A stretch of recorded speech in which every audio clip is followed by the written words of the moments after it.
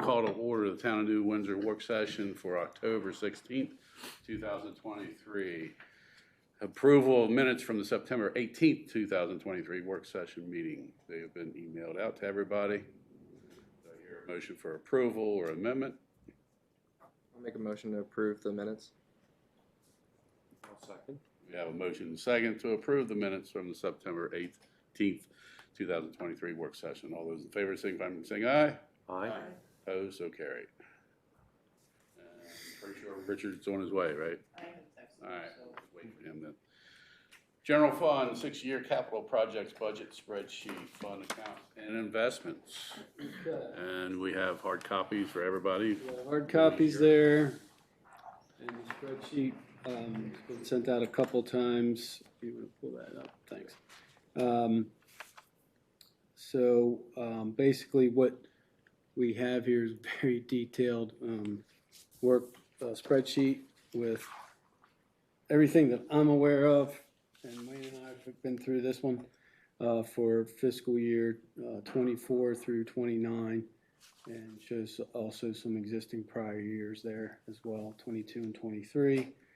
I'll just go down through it quick if you'd like, and then if you have any questions, feel free to jump in and interrupt me.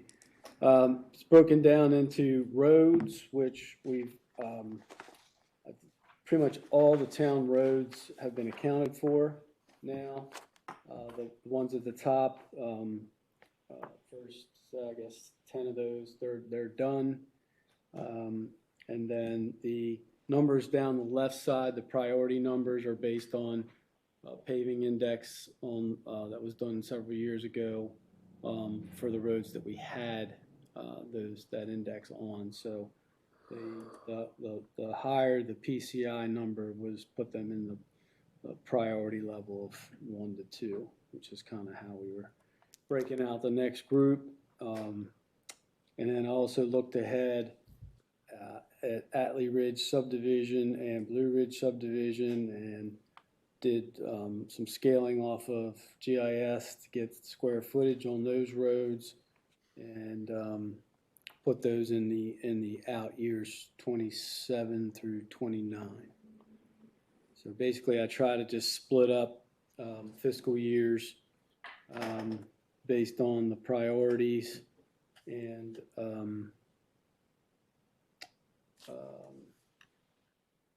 which we're going to do, and try to keep the amounts relatively the same.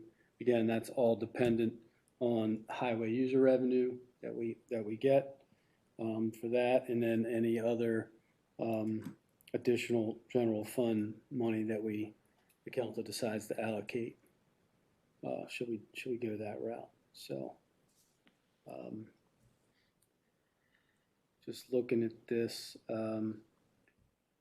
Brownie Drive, is that just from Church Street towards the park? Because some of that was just done not terribly long ago, I don't think. Brownie is, Yeah, that was that section, but we actually caught that when we did the paving on Church Street. That little section. Right. yeah, that little section was done as extra while they were here most recently, so it would be from Church on down to me. Yeah.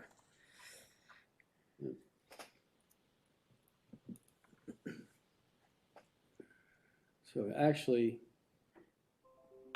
some of these, well, the Hillside and Lampert have the higher, that's why they're out further. The Hillside and Lampert have the higher PCI index, but I pushed them out because we're going to be looking at possible replacement of the water line and laterals in there as a capital project. So we want to push that out a little bit. And these are just estimated years of when these things can float. Again, depending on highway user and funding available for the roads. Then as you come down, there's a storm drain section, which is just looking at some storm drain and sewer manhole repairs in fiscal year 24. And then Yeah. before you move on, I wanted to ask, the costs that you have for the paving of the roads, have they been updated based upon the latest cost from last year? I took the most recent paving costs and then inflated them out to, depending on how far out we were planning on doing them, just putting inflation 5, 10, whatever, 15, 20%. Thank you. Inflation rates on out, yeah. Again, that fluctuates based on the fuel tax and all that stuff too for paving and blacktop and that kind of thing. So then the other I guess segment or section is parks. Again, the first 5 have already been done, and then there's a couple that are underway now, which is the Lions. Okay, and that Lions Club Park roof and gutters, that we put that out in 25. That's going to need to be replaced. And then the gazebo park is underway now. And then the 3 projects that we put in for, we're waiting for approval, are the Alley Ridge basketball court, the skate park lighting, and the Sulphur Springs improvements. So we're waiting to hear on the funding for those through Project Open Space. And then I think the last category is equipment. So you see the dump truck there, which it's already been purchased, and then I broke it down by the chassis only, and then the bed and accessories. And then the leaf machine, I put that in red, we're gonna sell that, we're not replacing. And then the dump trailer, we purchased the 2 mowers, and then the F-250 2021 pickup and salt box and V plow we purchased.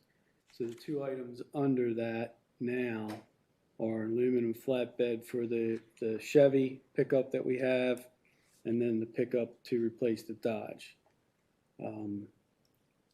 Wayne will probably elaborate a little bit more later on what he's running into with the cost and the market, looking into trucks, the new trucks now. Gary, one question I had about the leaf machine. It shows 200,000 here. Under the equipment, the total equipment drops down to 55. Yeah, that's not included. So I'm assuming, is that subtracting the 200,000 from that? No, it's not accounting for. The only thing that is accounted for is the aluminum flatbed, and then the new pickup at 55, total 55,000, which we're probably gonna have to increase.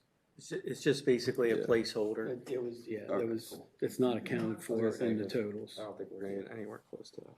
No. And then the last category is buildings, gear lane, public works. And we've got three projects we're looking at there. The HVAC upgrades here at Town Hall, the salt barn, which I increased in cost based on the, now 2 prices that we received, I believe. And then the retaining wall for the dumpster area down there. So those are the 3. What year are you putting that in, this year or next?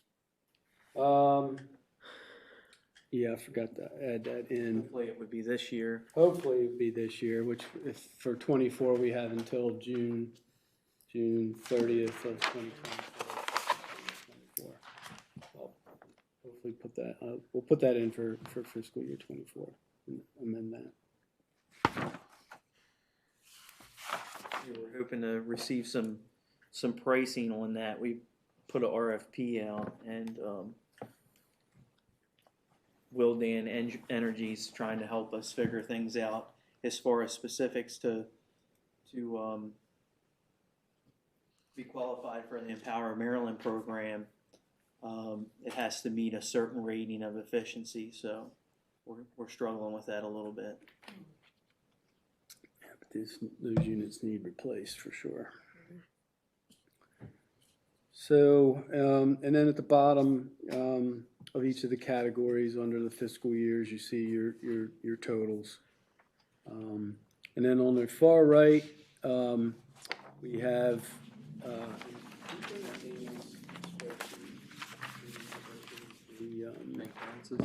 yeah, Dana put together a spreadsheet with a couple tabs. The first tab shows both the general fund and enterprise fund balances to date.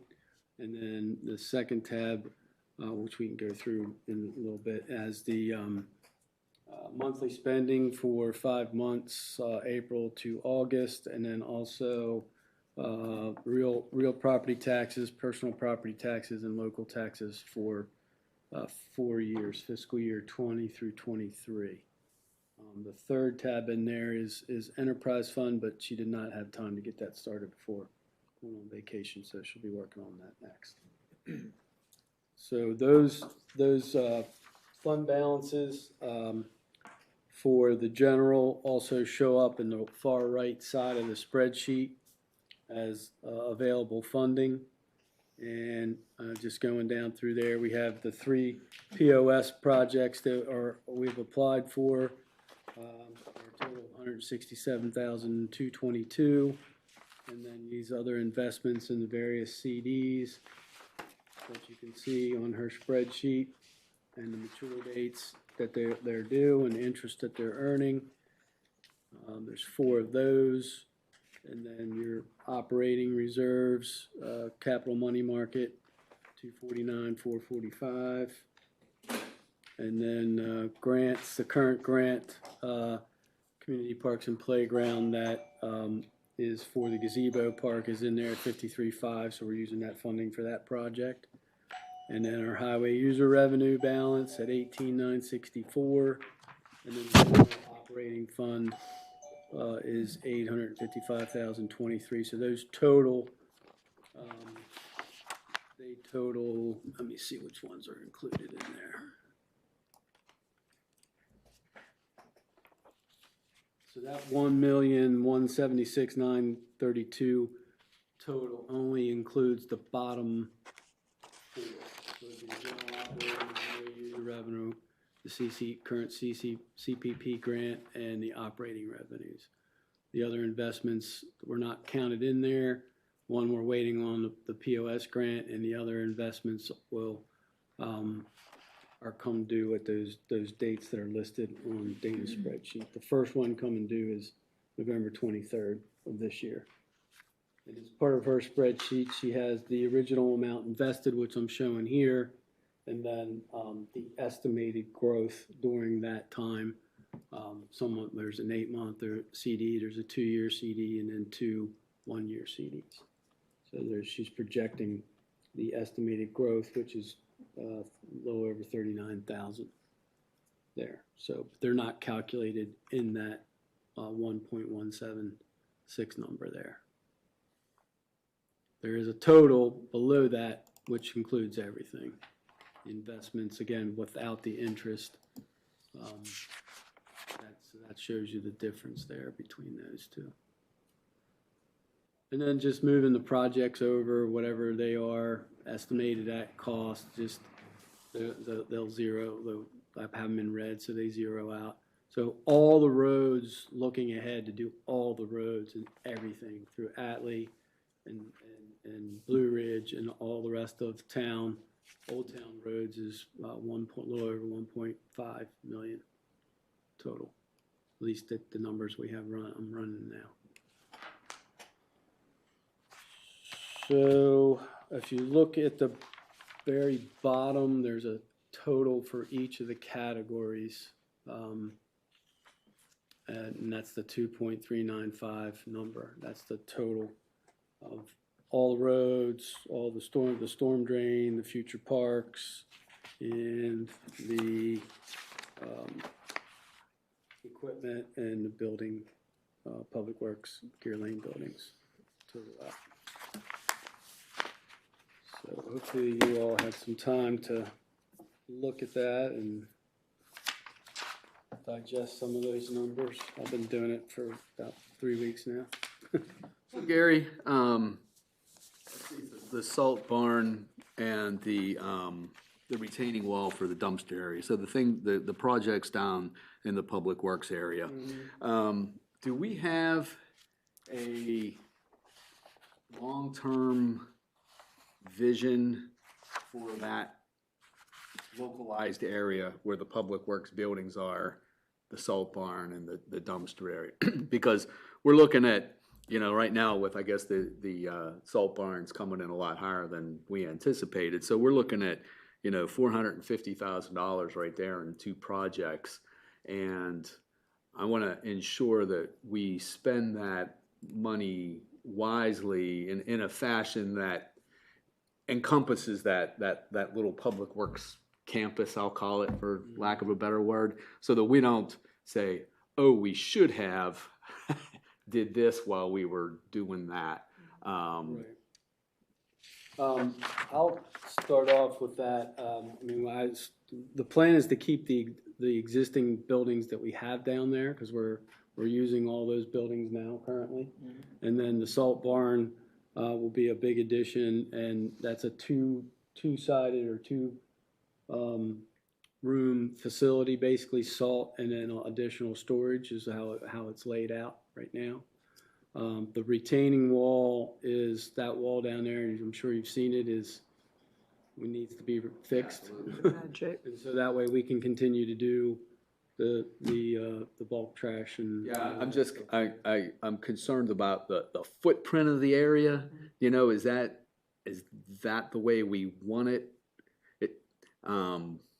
Because now would be the time, before we spend $450,000 to make sure that the facility is the way long-term Right. that it's the most efficient and effective for it. I know we have a couple buildings down there, and we're not necessarily going to raise them and start from scratch, but, I'm just making sure that our long-range plan for that little area, that we have something in place We're to. also keeping in mind with the planned stormwater facility that the county's doing below there. So where we have planned for the salt barn to go in is up basically where the existing one is now. It'll be obviously a bigger footprint, but holding that edge and coming towards the first existing building, we can fit that building in that location, and then being able to maintain, not go any further,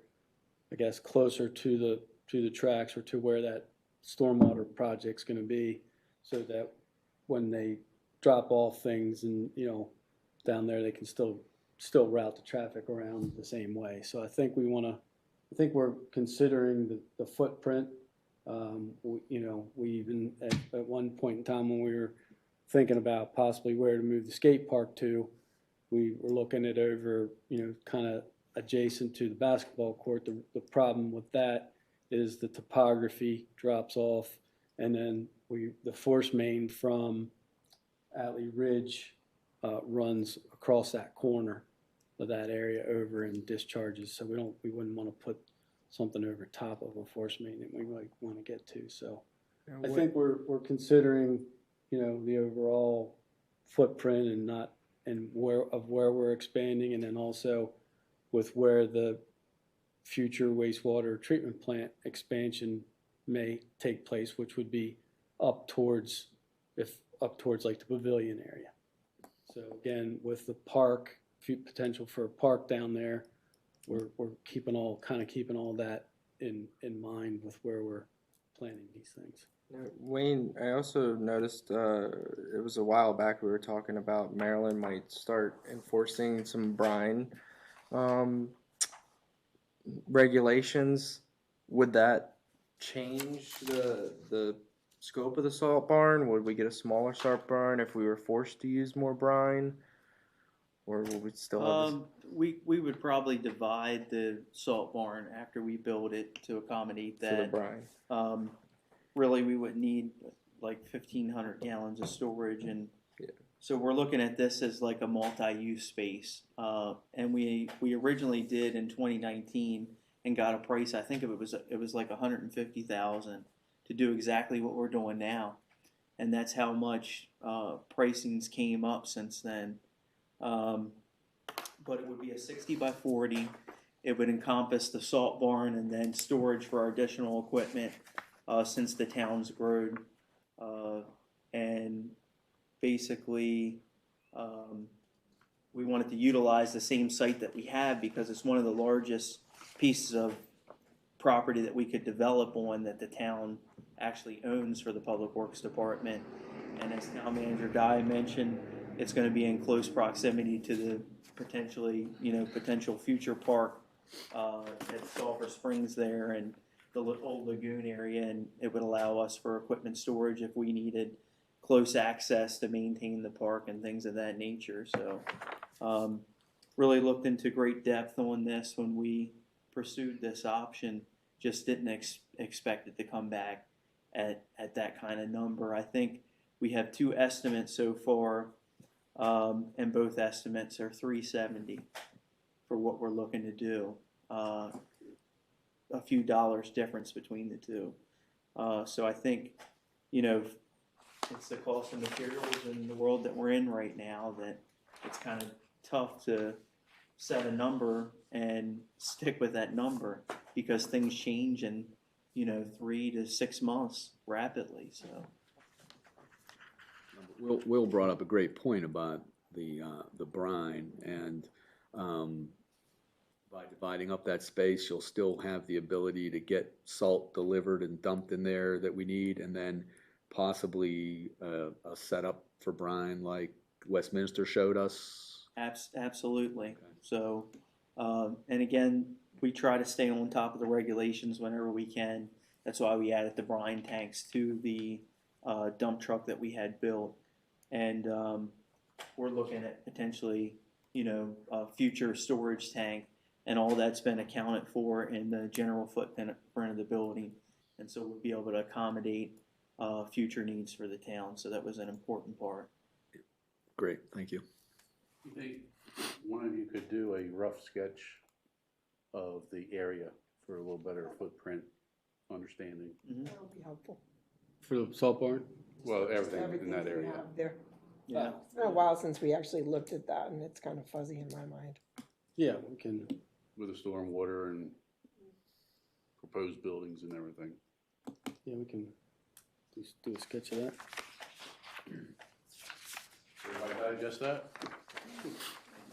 Start. Anyway. All right, I'm gonna jump out of line here. Yeah, that's fine. Richard?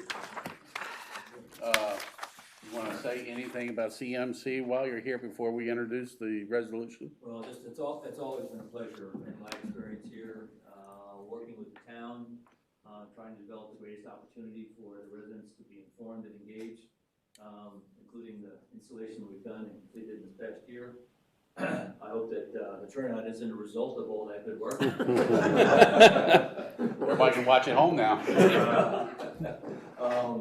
But it's part of our mission. Community is in our name, and it's important for us to be able to reach out and inform our residents and keep people in touch with what's going on in our town. And so it's really been a pleasure to do this kind of development work with the town and see that be accomplished and our continued efforts. So good to be a part of that. Thank you. You've come a long way since the basement in Robert Moten. I recorded there. They had what was it? Something you just could pop in and record. They had a catchy name to it, but Was it a hot studio or? it might have been something like that. Something like that. Yeah. And you just hope nobody was playing basketball upstairs. Acoustics was not the strength of that location. No. So Sherry sent a email to me, I guess a week or so ago, and I had it put on our agenda. It's Town of New Windsor Resolution 10-16-23, Community Media Day, celebrated annually on October 20. Whereas the sharing of ideas and information helps to build common understanding and common values within a community, and access to information in today's media environment is critical for the healthy functioning of our community. And whereas community media organizations provide information to the community that is not covered by mainstream commercial media, and whereas community media is an important resource for participating in local democratic policy and processes and connects community organizations, schools, and local governments to their constituents. And whereas communities benefit from increased general awareness of viewing audiences, can you speak here, audiences for and creators of media content created by and for the community. Now therefore be it resolved that October 20, 2023 is hereby proclaimed as Community Media Day within the town of New Windsor, and all people are hereby called upon to promote the importance of community media, local information and training available at the Community Media Center of Carroll County, and programming available on cable channels 19, 23, HD 1086, and online at carrollmediacenter.org. Be it further resolved that the Community Media Center of Carroll County plays a vital role in the building our community by encouraging conversations about our common interests, increasing discourse around policy issues, fostering understanding of local cultures, celebrating our community, and sharing information to improve our lives. So that, if someone would approve adopt resolution 10-16-23. I'll make that motion. Have a motion? Do I hear a second? Oh, second. We have a motion and second to adopt resolution 10-16-23. All those in favor, signify by saying aye. Aye. Those opposed? So carried. Thank you for what all you and your crew do. You have a good team out there. So, you know, people say they don't get to hear what's going on. Well, it's not on us anymore, you know. I mean, there's plenty of opportunity to find out what our meetings are when our meetings are taking place and what's going on. So thank you for all that you've done and worked with Will and Kevin and the town staff and to get everything up and running and bringing us into the new century. So Also want to recognize our board chair, Teresa Bethune. And Teresa. I just want to thank you for your partnership, because by working together with the Media Center, it makes it easier for us to stream your content. And that is such a huge deal when you're a small nonprofit trying to do the public good by creating transparency or facilitating transparency in government activities. So just being able to work together to create this environment was huge, because it helps us maximize the amount of, frankly, labor that goes into doing this as cost effectively as possible. And so it's a great win for the town, but also a win for the Media Center. So we appreciate the partnership. It's definitely allowed us to expand our coverage from what we did previously. I think it was about once every 13 weeks. Now we're covering as many of the meetings that we can. yeah. And I hear people say all the time, oh, I watch the meeting online, so people are. And again, a testament to the vision of the town. All of you really pushing through to make that happen. It doesn't happen in every town. And so it's really a credit to all involved. Thank you very much. All right. Thank you. You're welcome to stay for an exciting discussion on. Or you can watch it at home. I will admit that I looked at your agenda and I saw our position and I said, well, I don't see anything contentious on it. No. Good night. Good night. See you guys. All right, Enterprise Fund, 6 year. Switch gears here. Well, Enterprise, let me see, I gotta load mine up here.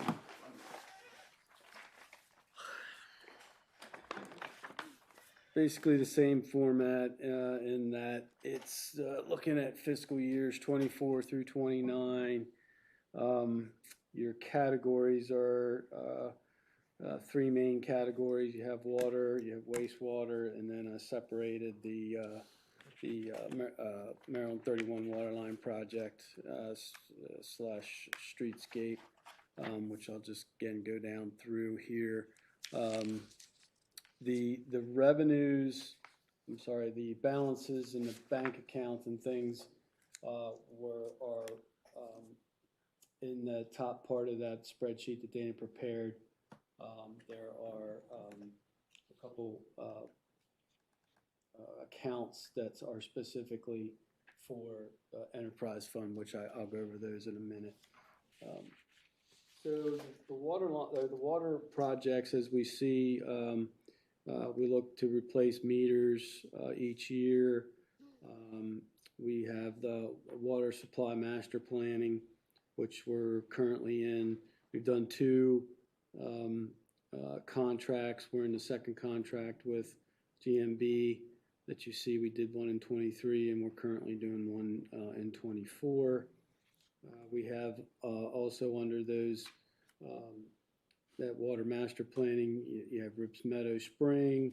We're looking to bring back online. We have Atlee Ridge Well, testing, treatment building, electric piping and all that. We have the 1000 Green Valley Road potential well site, and then another possible well site at 500 High Street. These are just, that one's possibilities, and just put some numbers in there, some placeholder numbers in there. The Snyder's booster station upgrades, the next phase are the pumps and the valves and interior piping, which I've mentioned recently, and then the water system modeling overall. We started on, where is that? The first phase is what we just approved recently to use ARPA money. I think it was at the last meeting for $39,450. Wayne, those 2 at the bottom, the highlighted in yellow, did we complete those? They're done? Okay. They're done. I just got to get the dates from those from you. I had them done in 23. So again, they tally up. At the bottom, things again may shift depending on how things go and available funding. Just for instance, the Green Valley Road site, I just estimated at $1 million and split it up. The initial investigation of locations and drilling wells and things like that in this fiscal year, and then the remainder just split out to 25. Again, that could split even further. So that kind of explains that. And then the right side's your kind of the status. Again, your balances and your funding sources are over to the right. I'll come back to those. Any questions on water before I go down to wastewater? Can I make a comment about Sure. the booster station? So the booster station upgrades, we already have approval for some of the interior plumbing and everything, and based on some of the conditions that we ran into after the suction line failed, it actually caused a good amount of damage to the pumps, and they're beyond peak efficiency. So with that in mind, we put out an RFP and sent it to actually 5 individuals and only received 2 prices. And the big close was today, and we can double that number. Wow. Double that number for those pump replacements and everything like that. So, yes. And one of the folks that bid Geiger pumps, we have Geiger pumps at our booster station for the pedestal tank. They're really good pumps. We've never experienced an issue with them.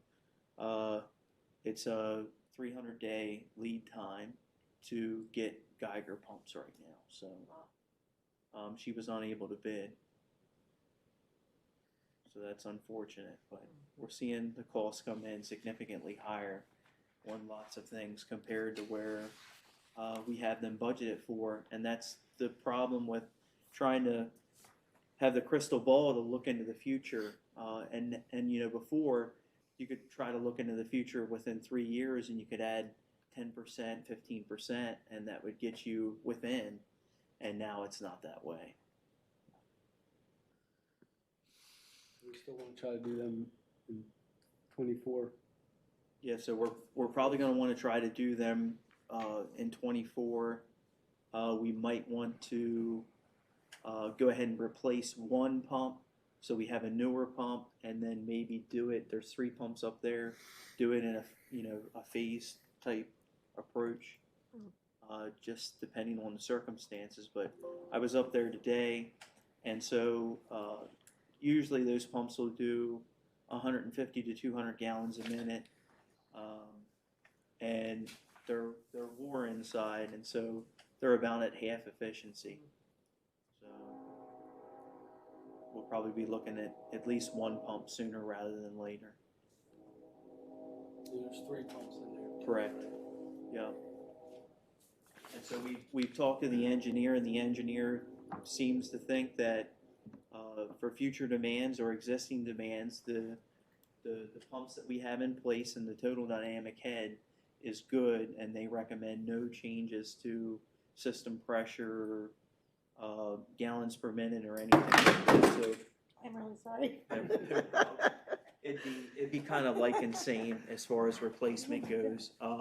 So just some background: in 2012, we replaced the pumps and motors, and they were around 12 to 15,000. So that's the difference. Get a bit more. Quite a bit more. The other, Moving along. All right.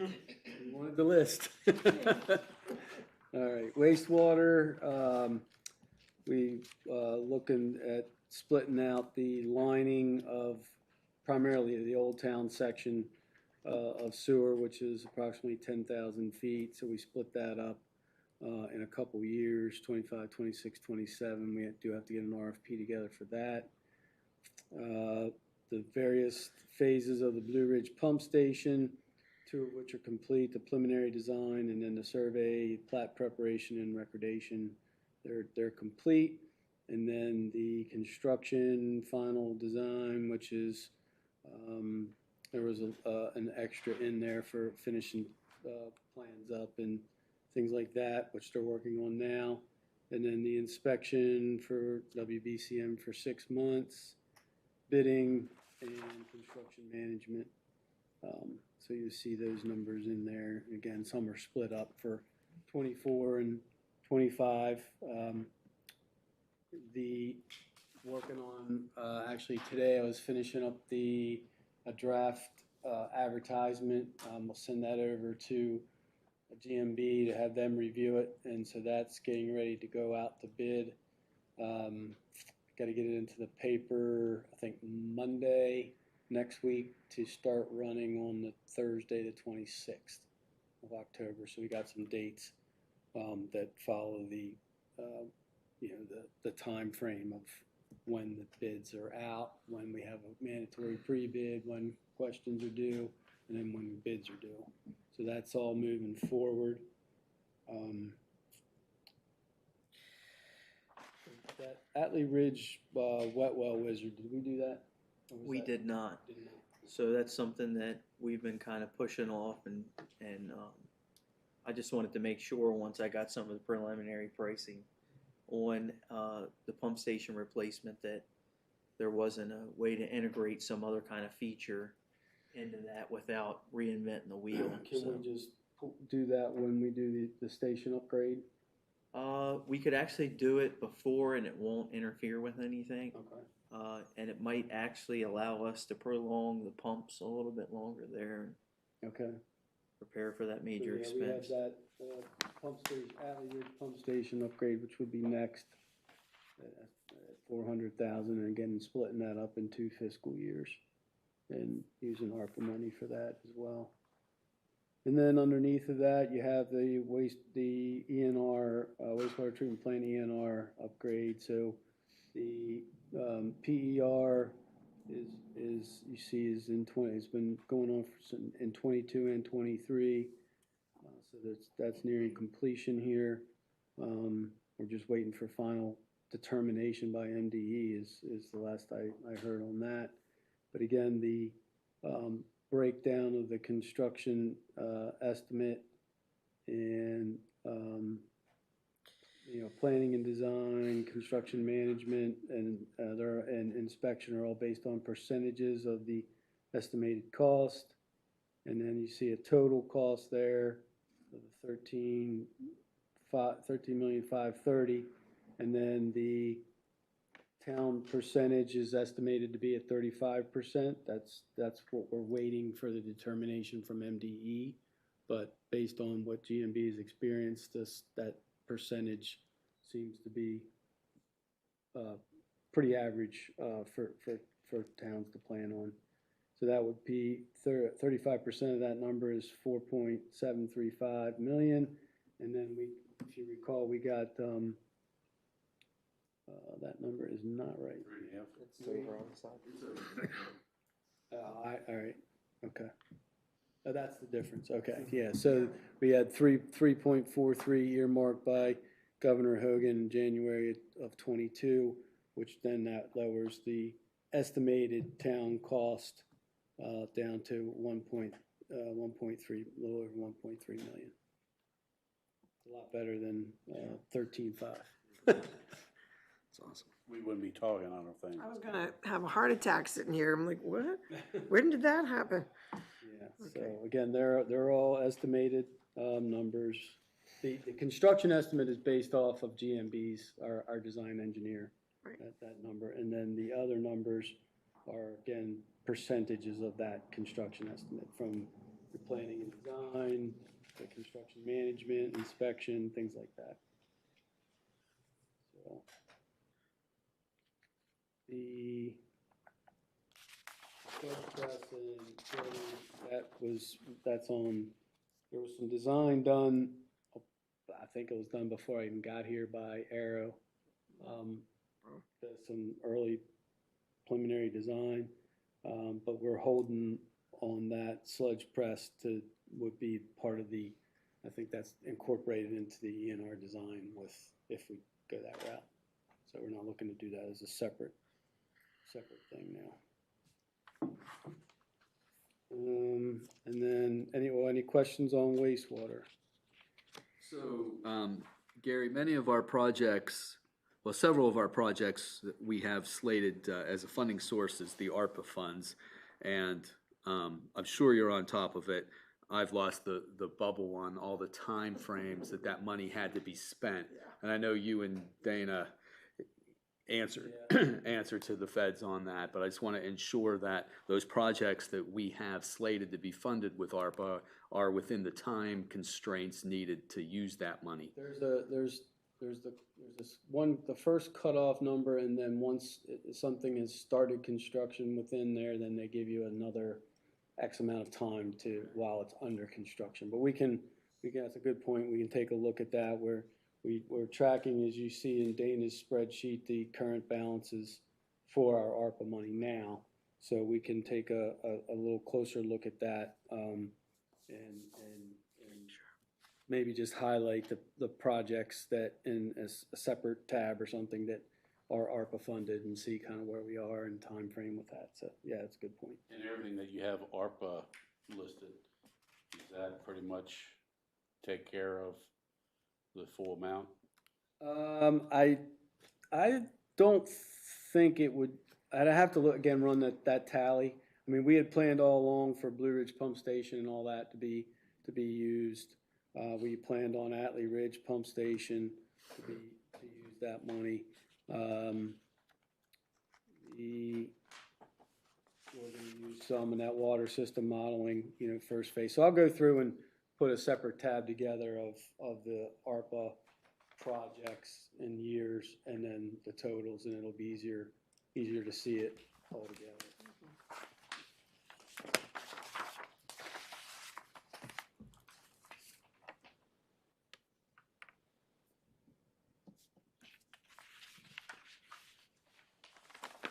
So then on the last page is just a breakdown of the water line project. You can see the pipelining's already been done. All the design engineering has been done. So then again, you got your construction price, and that's actual bid from Mid-Atlantic. We got the construction management, which is an actual proposal from GMB. And you have inspection, which is actual proposal from WBCM. And then the contingency is included in the contract with Mid-Atlantic's total price. It's that was included in there in addition to the 3.38, I believe, actual bid. The street light, okay, I skipped one. Removal of the inside water meters by a plumber. This is, Wayne and I have been looking at this. Wayne reached out to several plumbers to get some costs to remove the interior meters. After Mid-Atlantic comes through, puts the main in, puts the laterals in, puts the meter vaults in.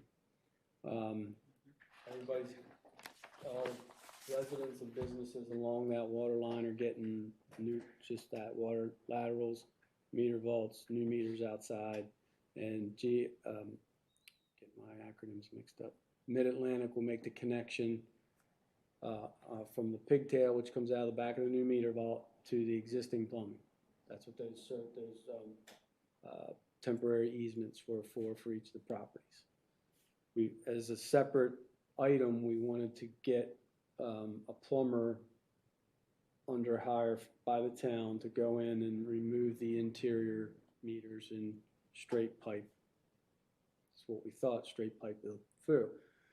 We started getting some questions from a couple of the plumbers as to what happens if we need to do this and what happens if we need to do that, and how is the county involved with inspection and things like that. So we actually set up a meet. Wayne and I went in and met with two gentlemen at permits and inspections. One guy is the kind of in charge of commercial projects and inspections, and then the other gentleman was the chief plumbing inspector.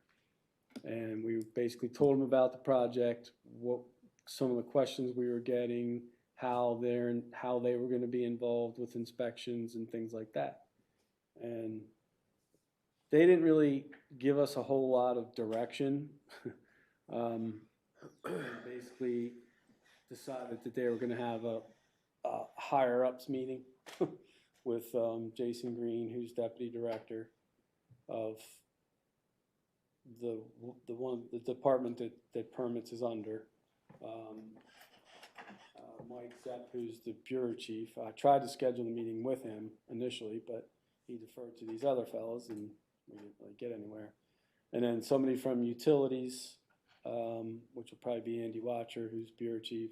And they even mentioned the guy who's I can't think of his name now, Brian Bocci, I think, is now the new director of Public Works. I don't really know why they're bringing all that in. What of the other What's the town? question? Yeah. Well, Okay, it's a loaded question, but So county details specs out an internal check and a meter pit.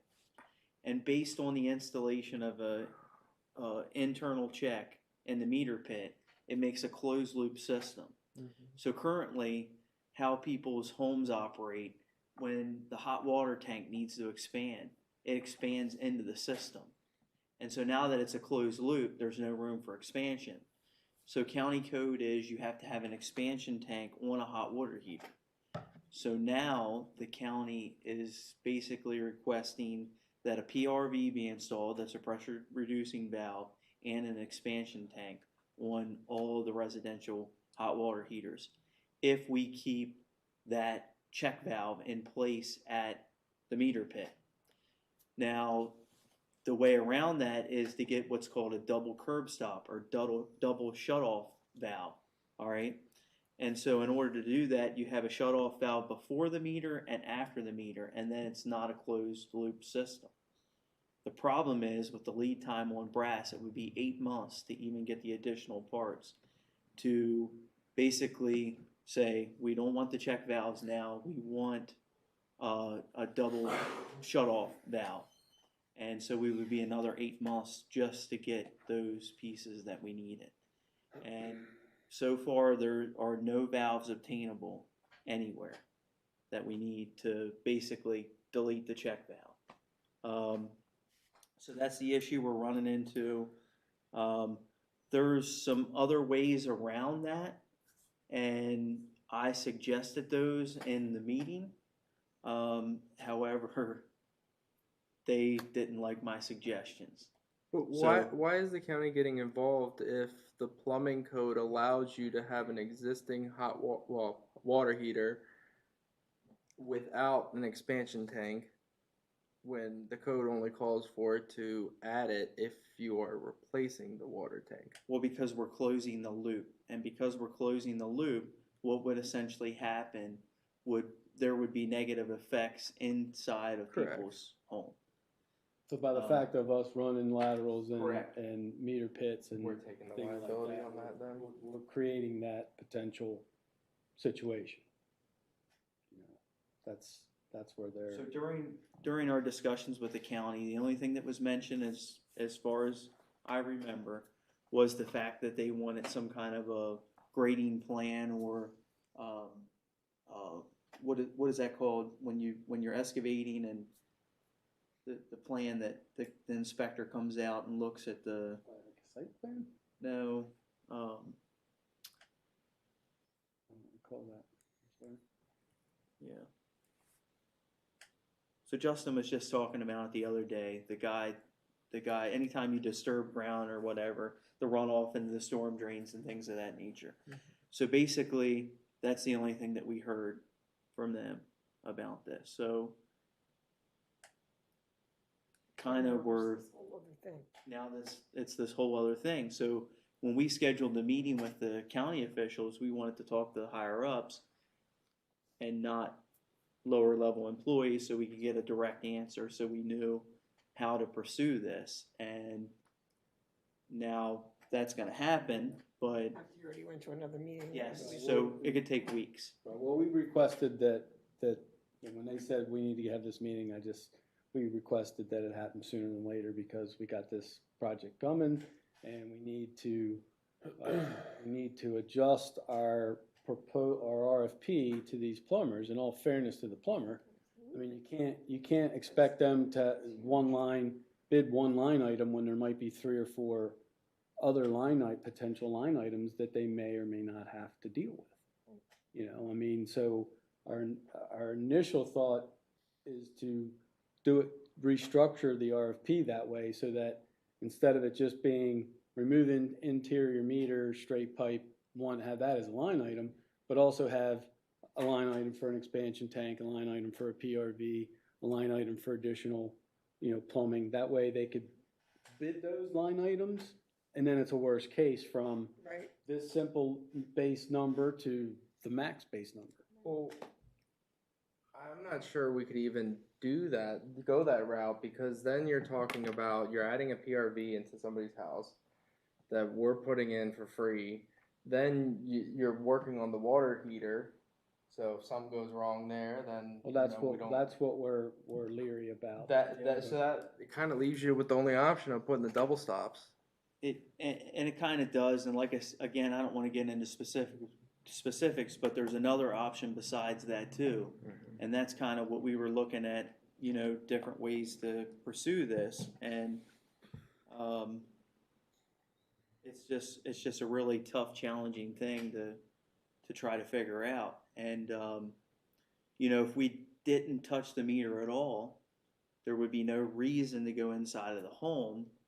And therefore, it wouldn't be an issue. But because we're putting it's called a nipple or a straight pipe to delete the meter setter, or straight piping in between the meter nuts, we've touched the interior plumbing, and that opens up. Are we all kinds of required to things. do that though? Are we required to remove the meter? Because I know there was some discussion before too about people that don't want it. We're not required to, but it is definitely a preference to get it out. But we're not I don't believe we're required to do it. No, we're not required. Because the problem is, the brass back. What's the lead time you're talking on? Something like that. So 8 months. So that's a hard situation, and the other hard situation is if we don't go with the brass and we go with replacing some internals to people's houses. It's just, where does it stop? Yeah. Well, especially since most of the houses you're talking about are very old. Yeah, all you need to do is put an expansion tank, and then somebody says that their water heater doesn't work anymore because you touched it. So can I just ask, is there no, we actually replaced our hot water heater recently and, not recently, but since whatever happened, then they put this expansion tank on it, so we have that already, but, so are we the first town that's done this, like a streetscape since this has changed? Cause, I mean, how have other towns handled this? Did we talk with Kevin? Did you talk with Kevin over in Hampstead? I know, Justin was talking to him, We're and then finding out, you know? Yeah, because they did They're a pretty water, they recent, did right? water line, replacement. Something like You that. don't know if they took the water meters I out. don't think they took, isn't that what Justin was saying? He didn't think that they took the meters out? Oh. See, if we don't take meters out, we're gonna have to have everybody sign off that that meter's yours. however, I mean, that's the whole reason of getting it out, and getting it out to where it's within our right of way and accessible without being a liability inside for guys to go in and change or for something to fail or. We would have to have everybody sign. I think if we did a, Right now, those meters are a town responsibility. but if we did an ordinance or something, I mean, if we did an ordinance that, you know, the property owner is responsible from the curb in. Now, it's not a piece of equipment, but But that wouldn't that only apply to the 80, 78 businesses here? Because you have in Old Town sections where aren't being replaced and they have inside meters, so But we're responsible up to the meter.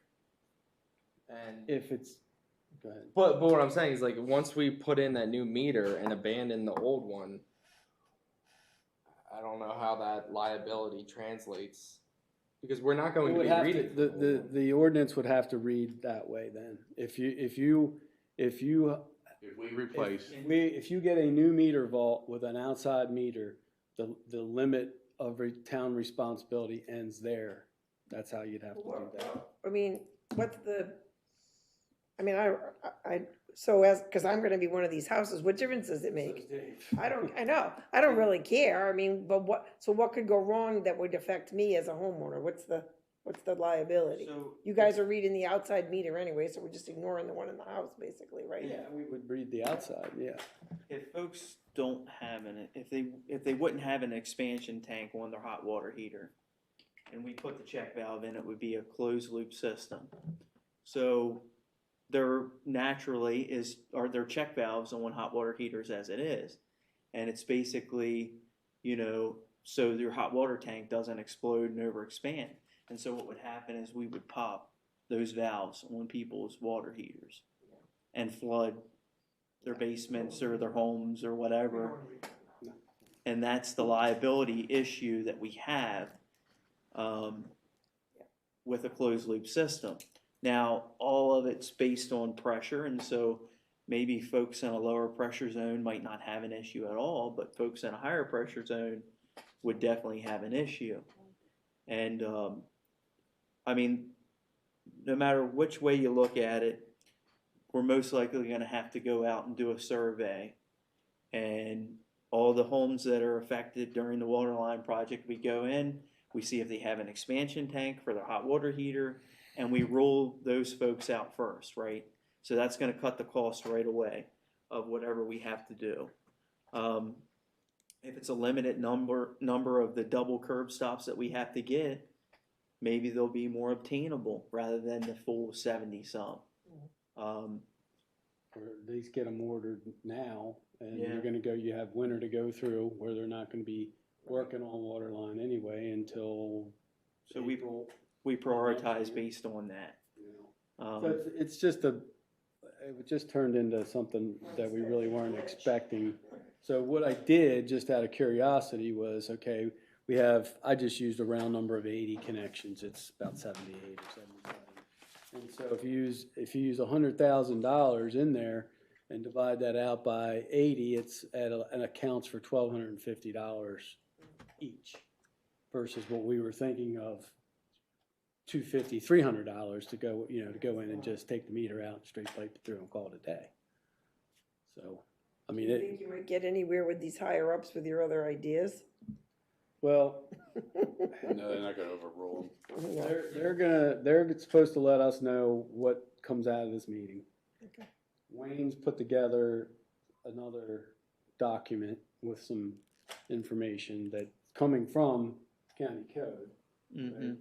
So I'm gonna think about what we wanna do with that, depending on what they say. GMB didn't pick up on any of this when they designed it. They didn't look past the pigtail connection. You know, honestly, I remember Jack Coe a long time ago bringing something like this up, a very long time ago when we were, like the change in pressure inside these houses with, you know, older plumbing.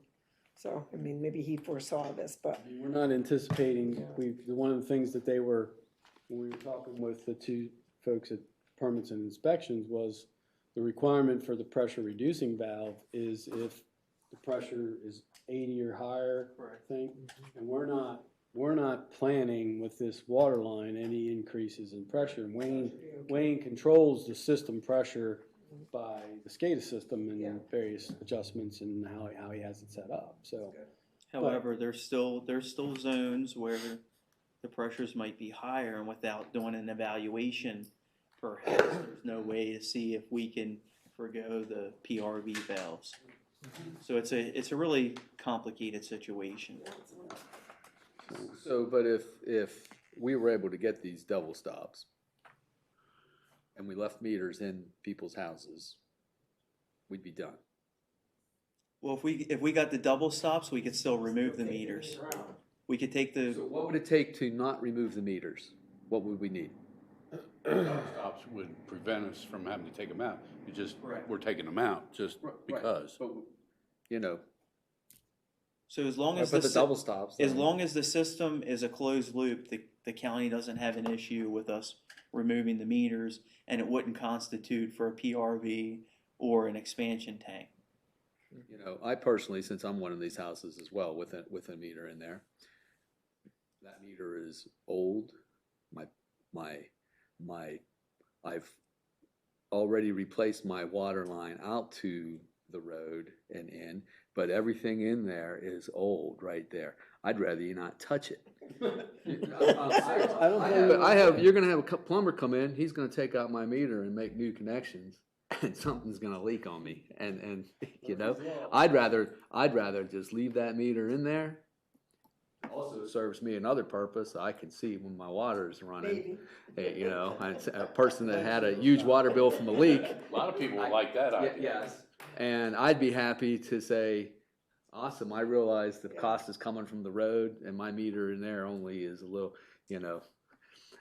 The only problem with that though is, let's say 10 years from now it starts leaking, and if there's no like ordinance or whatever, the first call is going to be, why is the town meter leaking on that? Even though I think we could why we have the we could put an ordinance together for the 80 homes that are affected by this and say, hey, it's on me.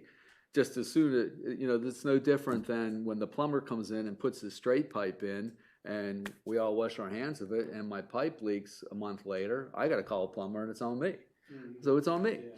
Yeah. It's in my house. The way to cover it so that we're not just looking at these 80 houses is to word it that to cover everybody is that if you would get a new meter vault or installed, we could word it accordingly. Then that town responsibility is there.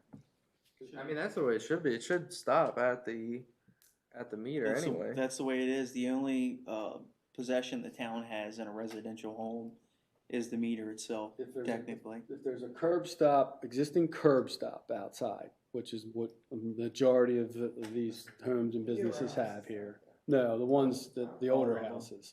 It's just a valve. It's not a vault. So if it's a curb stop, then the meter's in the house.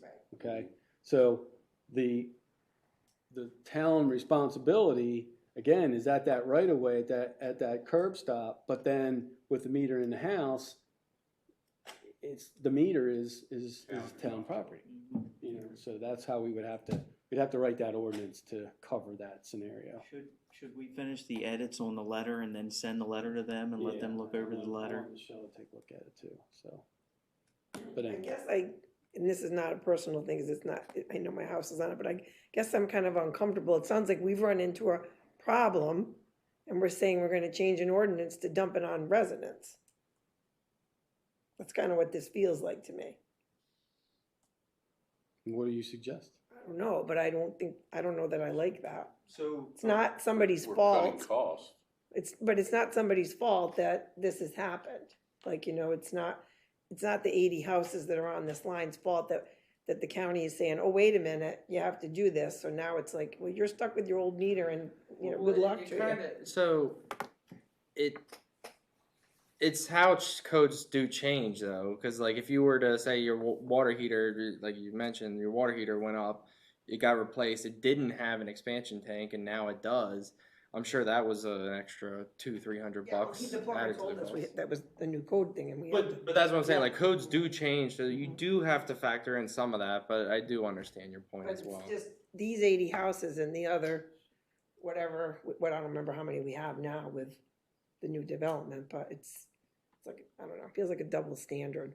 So we expressed that concern to the county, that this project, we wanted to limit the expense to our residents, and that we wanted to give them the best project that we could, and keep them from being inconvenienced, and that's why we decided to reconnect at the pigtail and use the existing lateral, rather than force folks to replace their lateral, because that's their responsibility.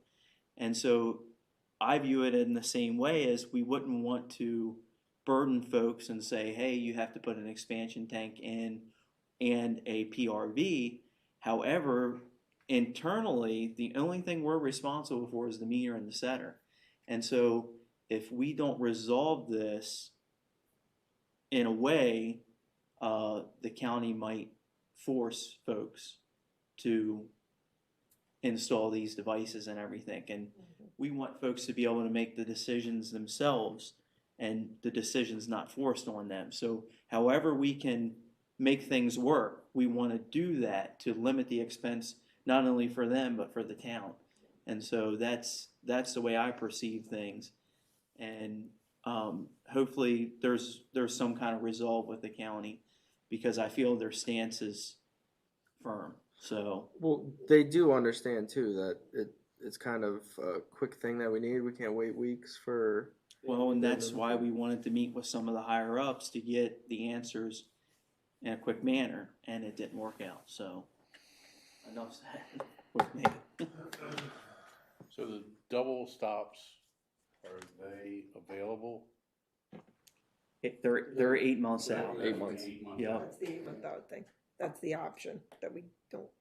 And so how the meter's set in the yoke, it's called a yoke. There's an expansion wheel that kind of pushes against the stops. It pushes against the internal check. And so potentially we could look at some other type of fitting to make that meter connection. Maybe it'd be a double nutted 90-degree elbow fitting or something like that.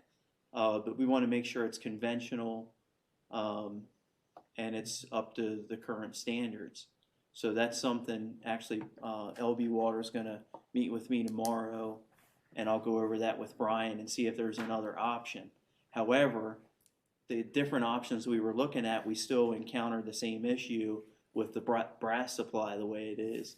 The lead times are out there. And there is another option, and it's in the letter, and so we'll let you guys take a look at the letter, and then maybe we can make a decision from there.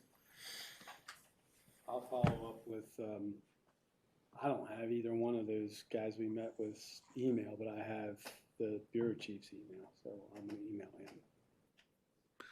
What's that? A different one. There's like 34. And the streetlights you had under enterprise instead of general fund.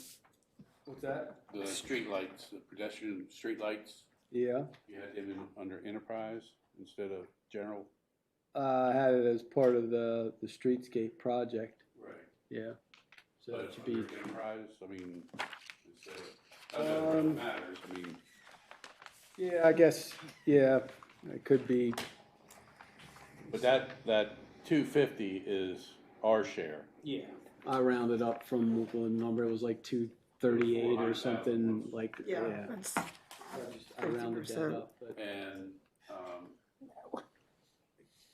Maryland Department of Housing Community did have, they had grants that we possibly could apply for, For the lighting? the lighting.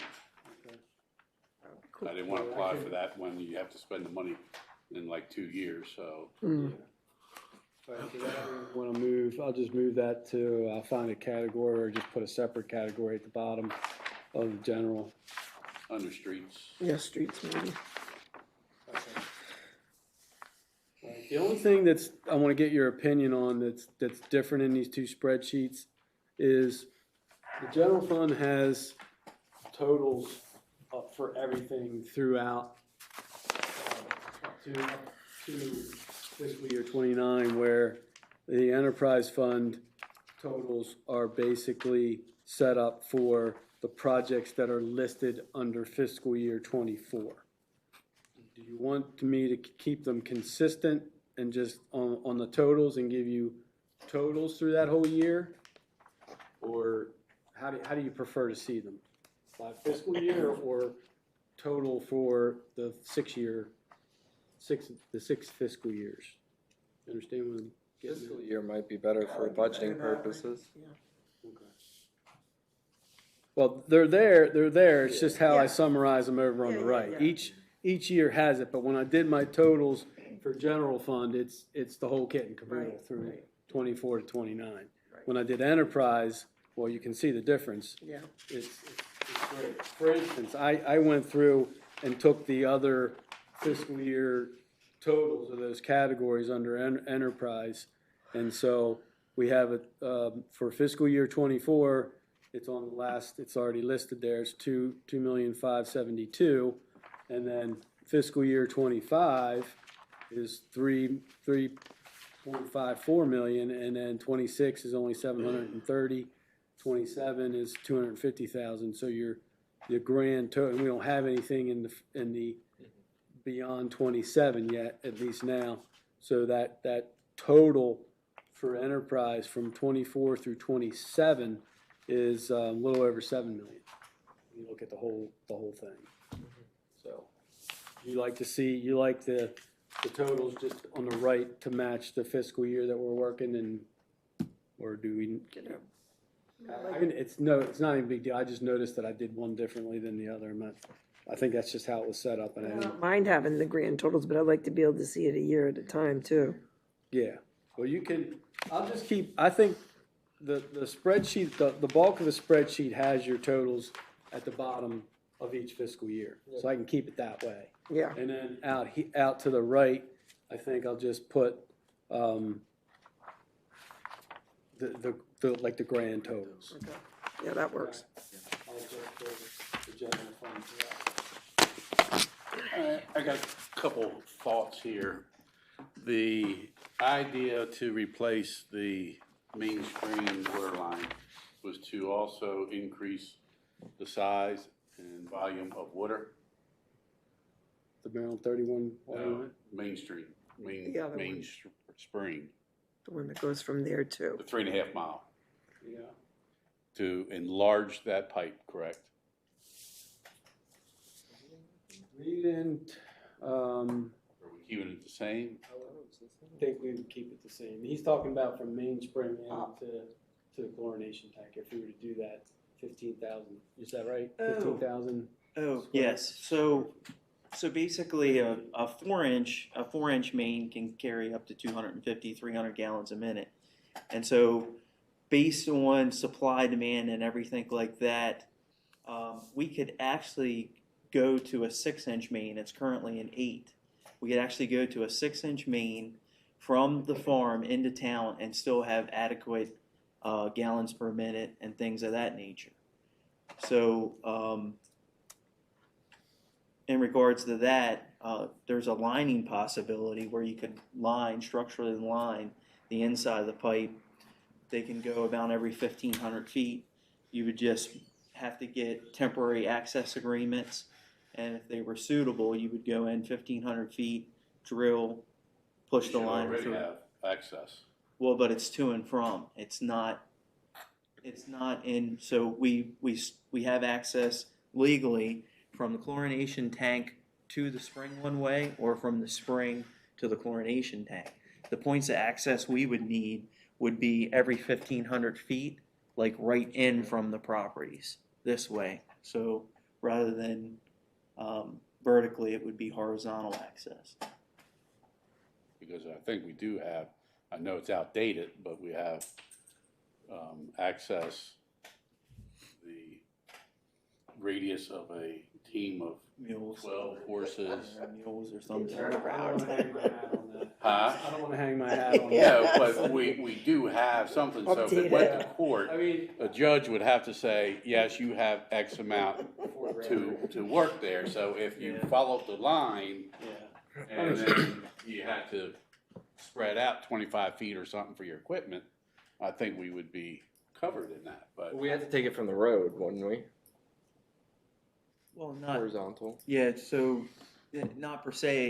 Each situation would be different, but Sure. there's wetland areas. There's all these restrictions that we didn't have years ago, and the streams meander and things of that nature. So horizontal access would be a good point, and most every person that we have that right away from, they're all pretty much cooperative and reasonable, and I would think that we could get temporary access horizontally if we wanted. So There's ways around that, but yeah. that was gonna be one of my next questions about lining it. And then also, you know, if we had talked about enlarging it, we would not need to increase volume if our other potential sites pan out, Correct. and we wouldn't need that volume. So then we could go to lining, which would lower that tremendously, probably. Yeah, I don't even have that figured in. No, Yeah. but you're probably at least 50% less, if not even more. That bottom number there, total underwater, does not count that 10 million. No, I know. Uh, But what I'm getting at also is some of these projects, we put them all together, we'll never be able to afford them Yeah. with our current funding revenue. However, just throw this out at you, Gary's a little familiar with it, I'm sure. But Hampstead in 2018, when they put their water line in, they did it was a 20-year loan with a 50-year amortization.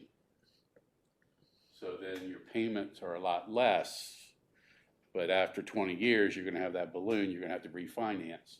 And what their hope is to get another 20-year loan with at least a 30-year amortization. So you're not paying a 20-year loan in 20 years at that high amount, because you take a look, I mean, even take the full amount of, I did a little calculation today at just say 4% for 10 million.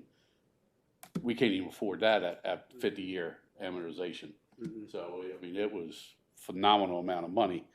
And the other option will be, again, to use our delegation. Now, right now is not a good time to get funding from the state. I mean, things are pretty tight everywhere. Mhm. So unless the federal government helps us again and the state again, but just that's, and then in some of these projects, you know, we can pay maybe 50% and then take the loan out for the other 50% and make our money go a little further. It's going to do a lot of calculating to see, you know, and prioritizing our projects.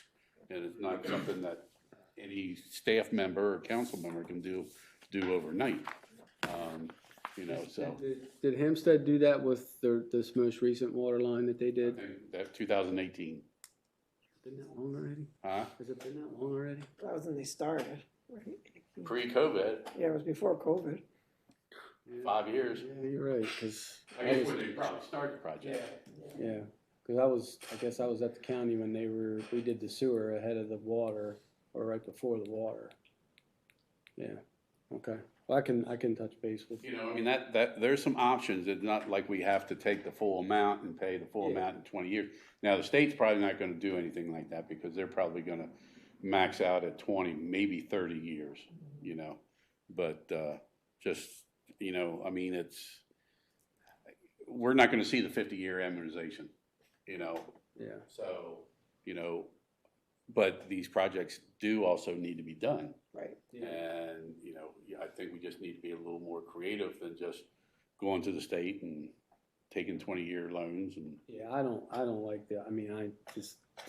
I don't like the idea of loans. I mean, they hit the rates direct. I mean, but, and that's the other thing too, is just to keep in mind, and I don't know where you all are with that other section of water line that we're talking about, is my opinion is that regardless of how much it would cost, whether you line it, whether you replace it, whatever you do, it's going to be a lot of money, and you still have a pipe that is 3.5 miles long through Hillendale, as I call it. It's just, it's not easy to get to.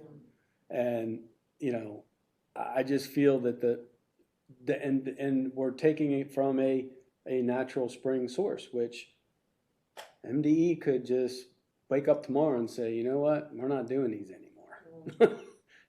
I mean, it is not a very common water source in today's world. I don't think they could just say, sorry, New Windsor. I don't trust them. That's a health and safety issue right there. Well, they could throw regulations in to where, but anyway, I think that's why we started looking at this master plan of other water sources close by and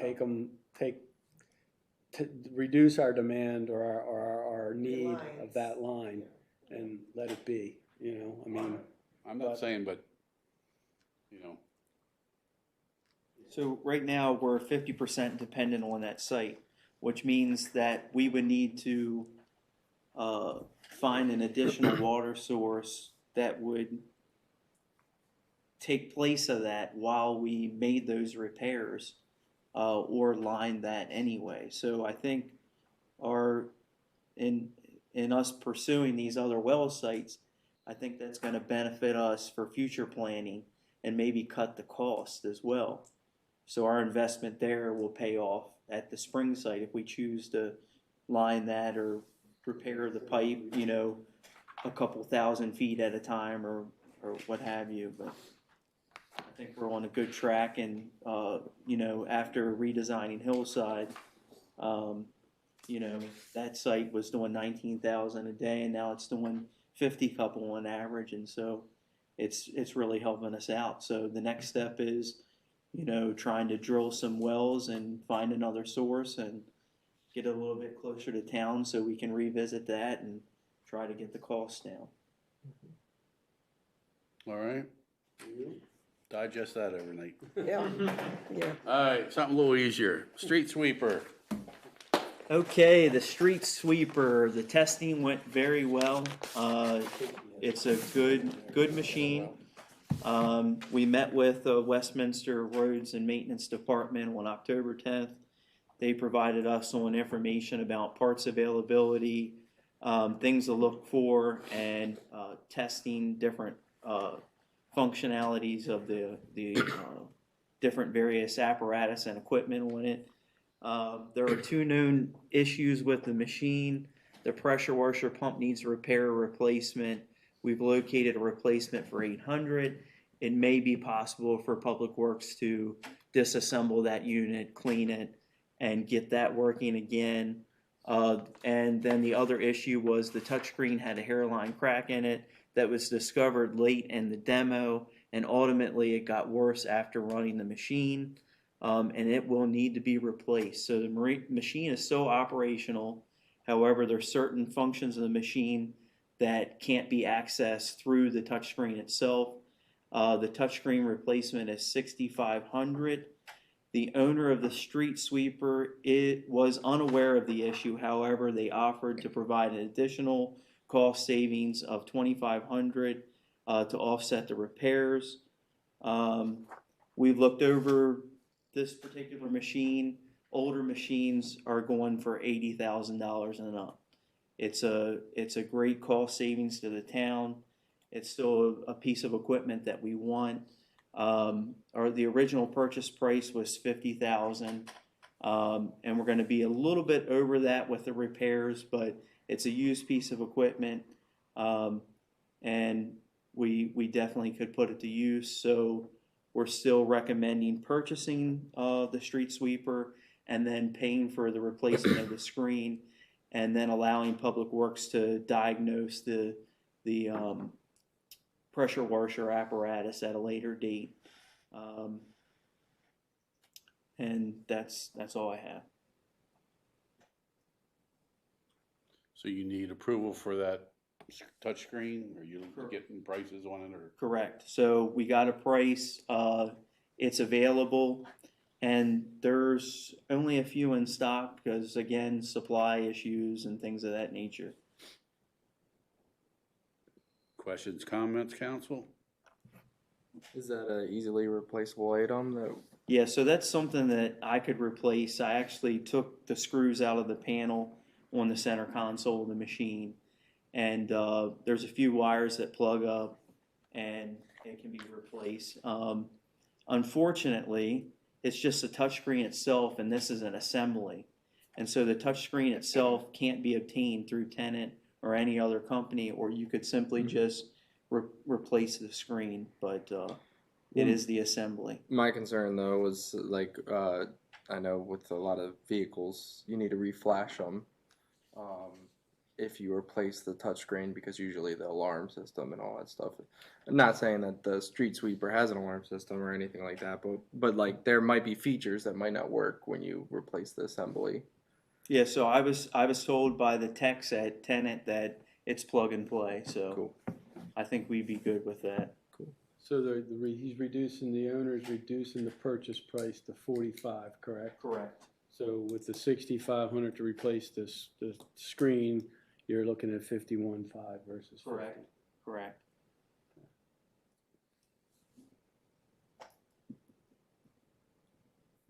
Do I hear a motion to approve the purchase of the touchscreen? I'll make that motion. I'll second it. Motion second to approve the purchase of the touchscreen for 6,500. 67. So 67 with shipping. All those in favor, signify by saying aye. Aye. Those opposed, so carried. And pickup truck. Okay.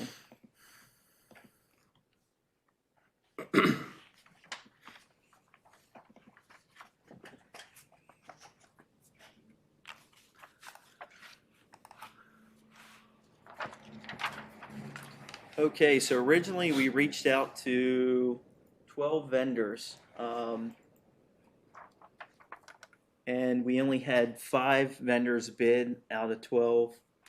So we went out to bid for a 3/4 ton truck, Ford, Chevy, or Dodge. Dodge was very unresponsive in our request. However, we did get some prices from some Chevy and Ford dealers. So Kraus Ford came in at $17,294 for just the snow removal equipment, and $58,509 for the truck, for a total cost of $75,800. Chris Will Chevrolet came in at $16,640 for the equipment, and the truck cost was $53,861. Total cost of $75,001. And Want Chevrolet came in at $18,388.60 for the snow removal equipment, and the truck was $55,425 for a total cost of $73,813.50. And Heritage Ford came in at $17,120 for the equipment, $53,140 for the truck, and the total cost was $70,260.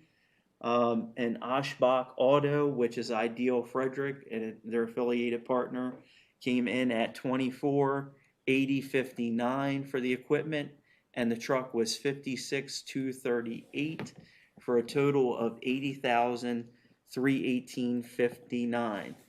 So back in 2020, when we went out to bid for the 2021 Ford F-250, we paid $49,000, give or take, for that truck, completely built, snow equipment, truck, entire package on the road. Since then, things have changed with the cooperative purchasing because of the limited availability of stock. And now currently, union auto workers are requesting elimination of wage tiers and 40% wage increases. They're expecting that prices will rise at least another 10% in 2024. And based on vehicle production loss, we could see lead times longer than COVID.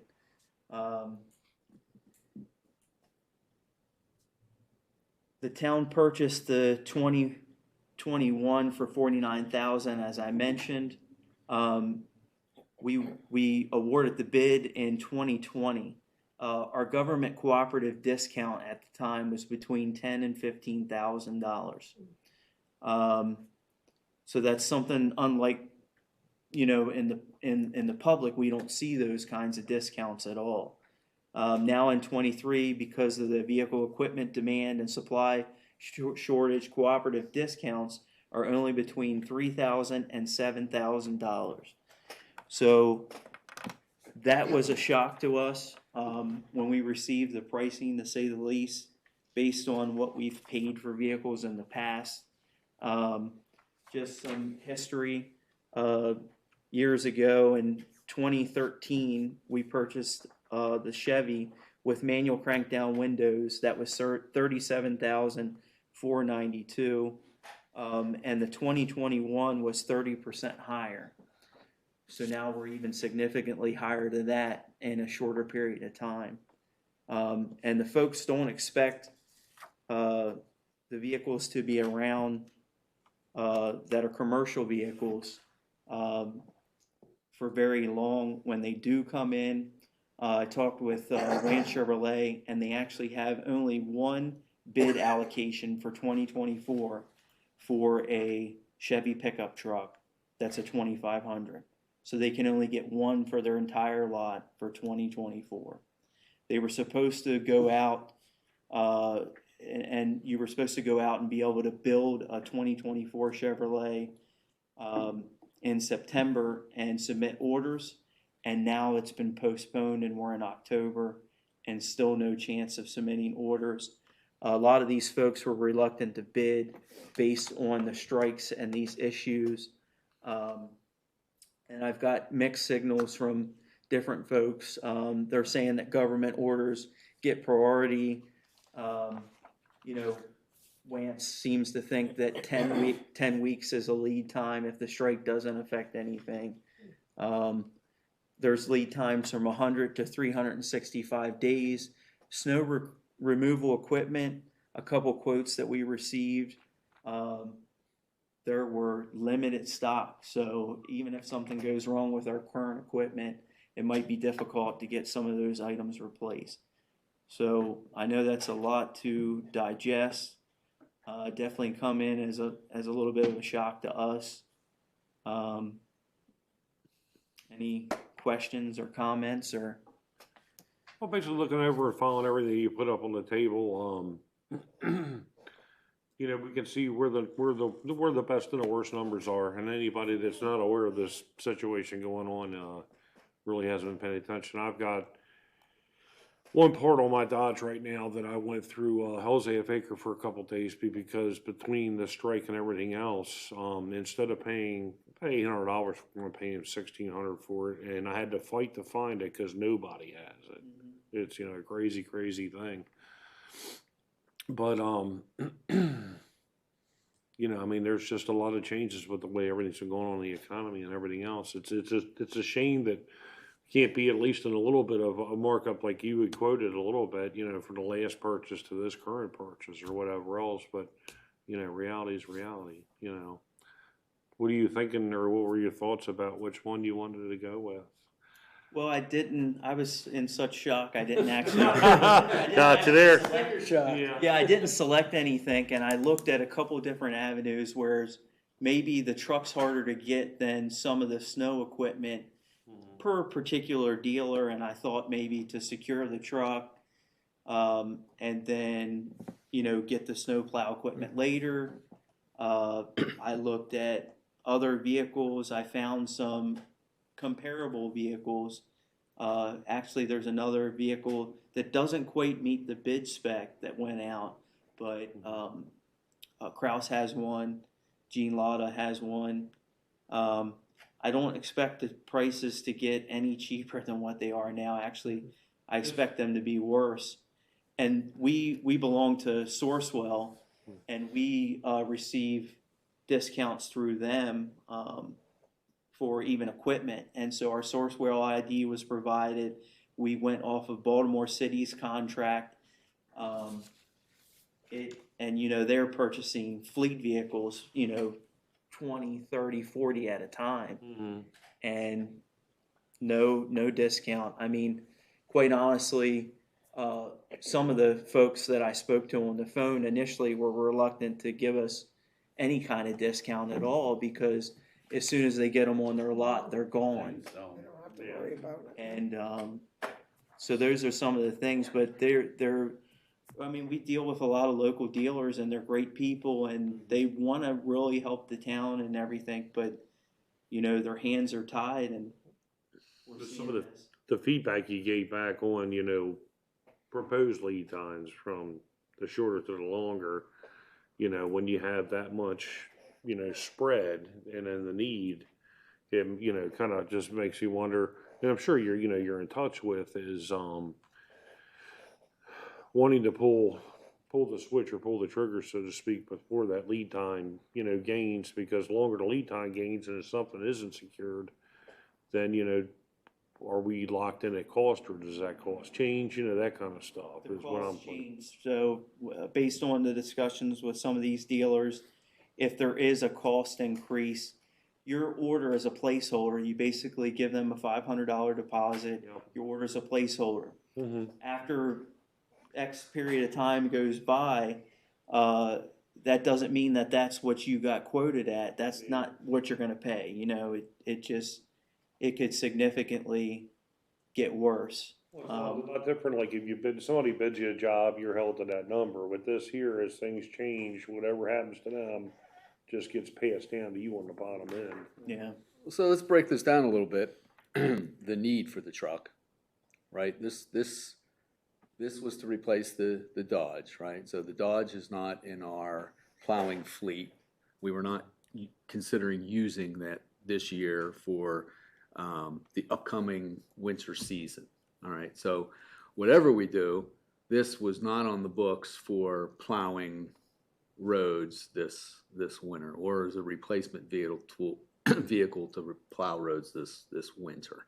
So if we were to buy a truck or get in line to buy a truck without the plowing apparatus that we may need, that also is a long lead item, we're not any worse than we are today, right? Because we have plans of how we're going to handle the upcoming road work that may happen over the winter season, right? So we can not sweat the fact that we can't get snow equipment right now, right? Follow me? Okay. So if we decided that we wanted to replace the Dodge with this truck right now, we should be pursuing first the truck, right? And not sweating the rest of the apparatus that we'd be using for the winter season. Okay. So with that said, what's our best avenue to get the best truck at the cheapest price? Even if it takes us into January or February or later, because it's off the road for the winter anyway. But we'd have to look at the numbers and see how long they would hold the numbers, and then see if there were other trucks comparable that maybe were already available. Because, like I say, based on the lead times, they're uncertain. And I don't know if the prices would per se be locked in, as if we went to a dealership and they had an in-stock item and we just purchased it outright. However, I don't know how that would fit our procurement. We kind of know what to expect, and the numbers are relatively in line with one another. So it's not like we can say, well, one dealership's significantly priced over the other. So I think the prices that we're seeing, we're going to expect to pay. And I don't know if that satisfies procurement. That's a good question. I was gonna ask you, you mentioned that there might be one or two vehicles that are currently available on a lot that don't quite meet the specs. So I don't know how much they vary from the specs. And then if were those vehicles on the lots of any of the dealers that we put on your list here? Kraus and Gene Latta, but Gene Latta was unable to bid because they didn't. Let's see what it says here. I'll put notes. Because of the strike. Yeah, because of the strike. So that's the only reason why they didn't bid. And how that would, any thoughts on how that does affect the procurement side of things? Well, you always have in there to accept or refuse any and all bids, right? So if we refuse all these, then we're starting from scratch. And whatever is available, in my opinion. As long as it can ultimately work. Right, I don't mean, again, I don't know what the difference is in what they have in stock versus how much does it vary from the specs that you put out? so Is it significant in your opinion? Or? no, it's not significant, or it's just things like bed liners and vinyl seats. So I requested vinyl seats. Well, vinyl seats are easier to clean in a public works department than cloth seats. Yeah. Now, what years are these? So they're 23s, the trucks that are out there. These are all 24s that we went out to bid for. Now, I would say there'd be an issue if we refused all these 24s and say Century Ford had a 24 on the lot and they didn't bid on it and we went to them. Then I'd say that we probably were dealing with ethics then. Mm-hmm. So, but I think if we scratch the 24s, then I don't think you have to worry about the bids or the specs.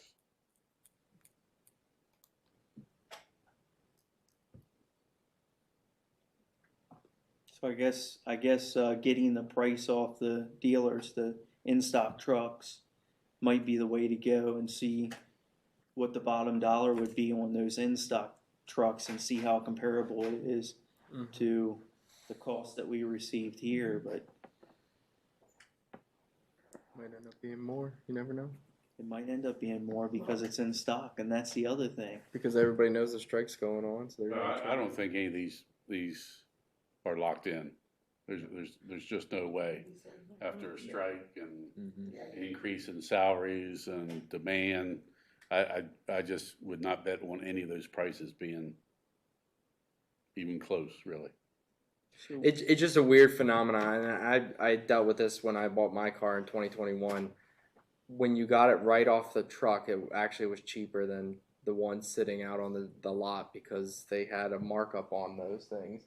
Over MSRP you wouldn't, yeah, you would never think that in a million years, but it was more expensive to buy brand new off the truck than it was off the lot, so you might not. We just bought a get it car 3 cheaper. weeks ago, and we spent 3 months trying to find a car because no one had anything on the lot. And so I had several dealerships tell me, everything we sell is sold before it gets here. If you want something, you have to buy it sight unseen, which is what we did. So, you know, and that was a car maker that's not involved in the strike. So I think that if you can find something that could work, we should just buy it, because this is just gonna get worse. It's not gonna get better. The price is gonna get worse. I think we're all in agreement that it's only gonna get worse.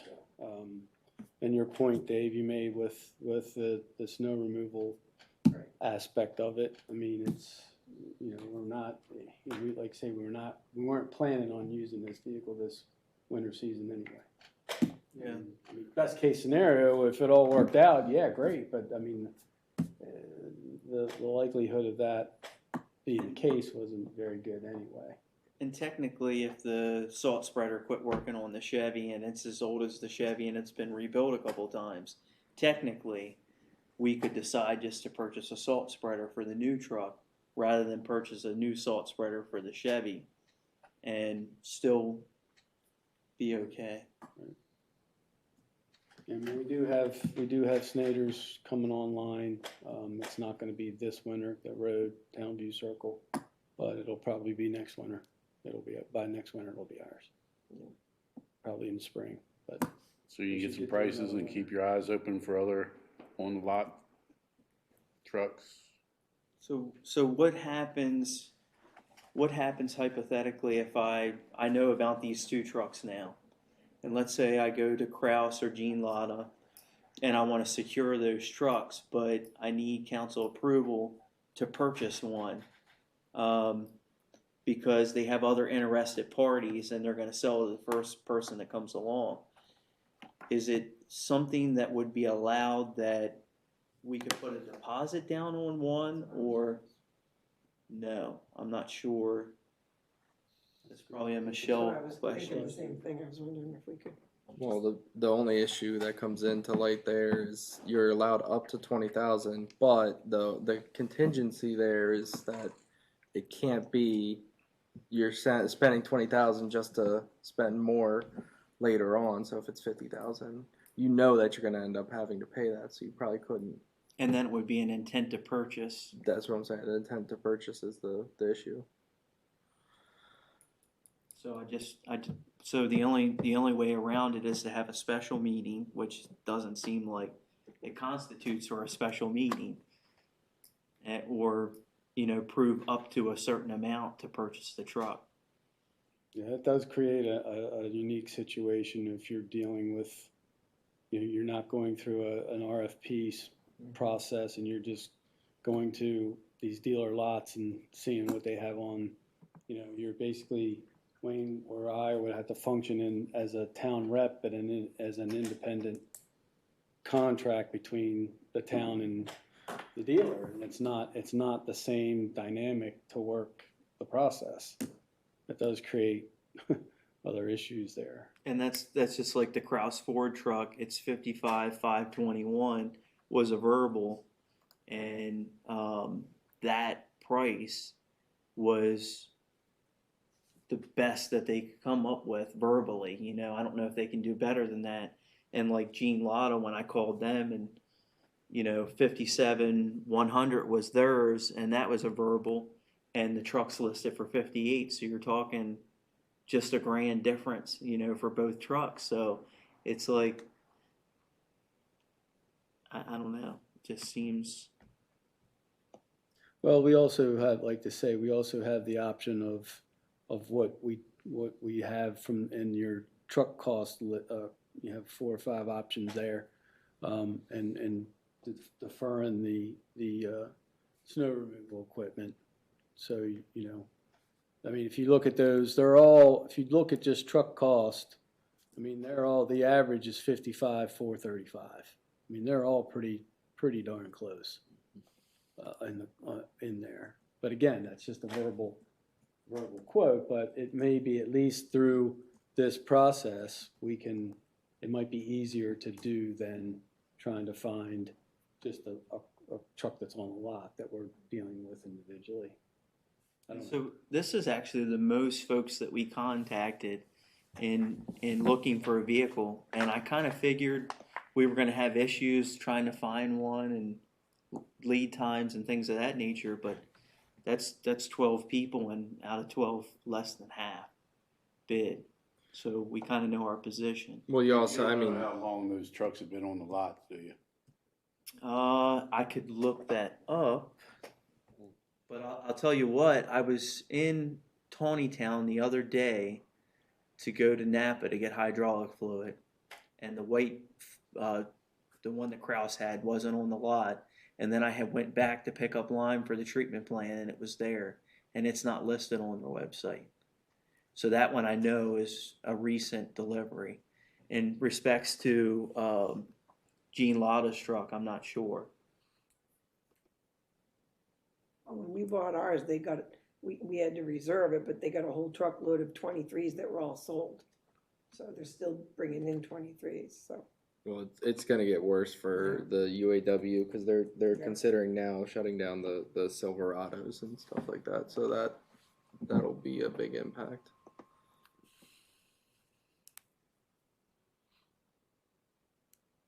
It's a different world than it used to be, that's for sure. Well, there's no easy solution on this one. Nope. I mean, it'd be nice if they could wait another 15 days, but they got to sell for it, sell for it. They're going to sell it Right. to our November 1st town council meeting.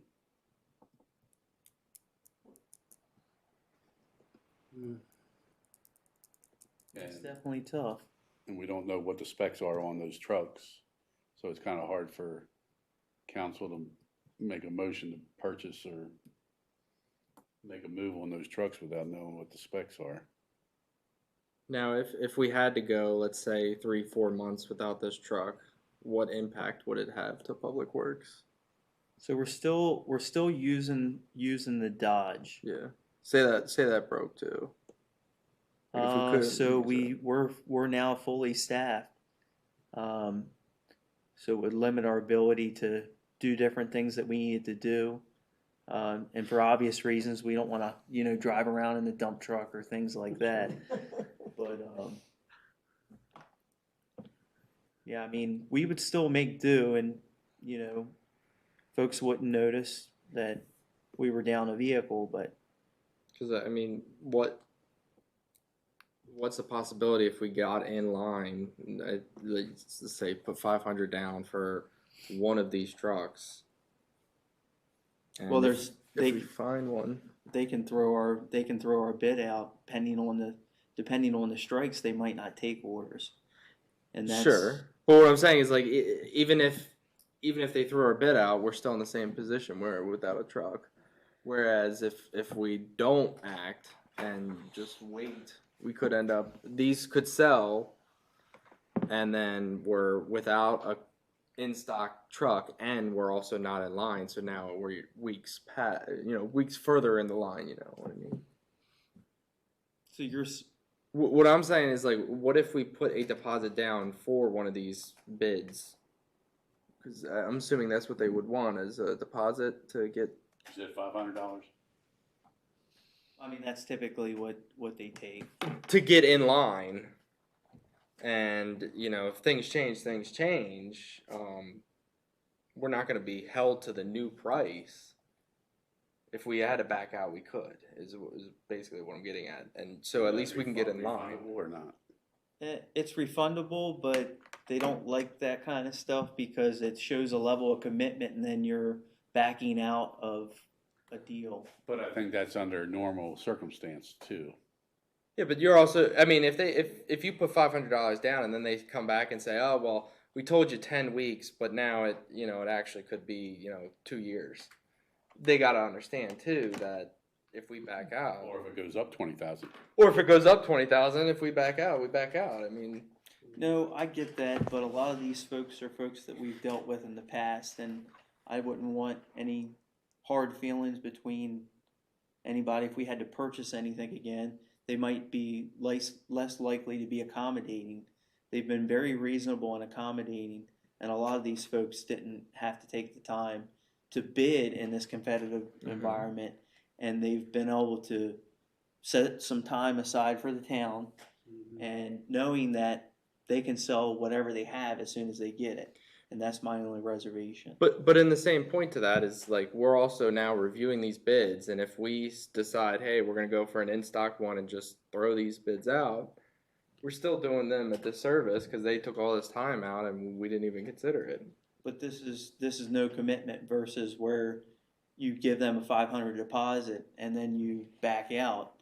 That's commitment and then pulling away. Like I don't. But your comment kind of over succeeds that through the fact that they could sell it, whether we have that $500 in there or not. They're going to sell it. If it's under normal circumstance where they had a whole lot full of trucks and we put $500 down, then we backed out, and then they couldn't sell it. Yes, I totally agree with you. But the fact that they're going to be able to sell that truck, whether we pull our money out or not, I don't think it's going to upset them too much. They're not losing us out on the sale. Well, this is business, right?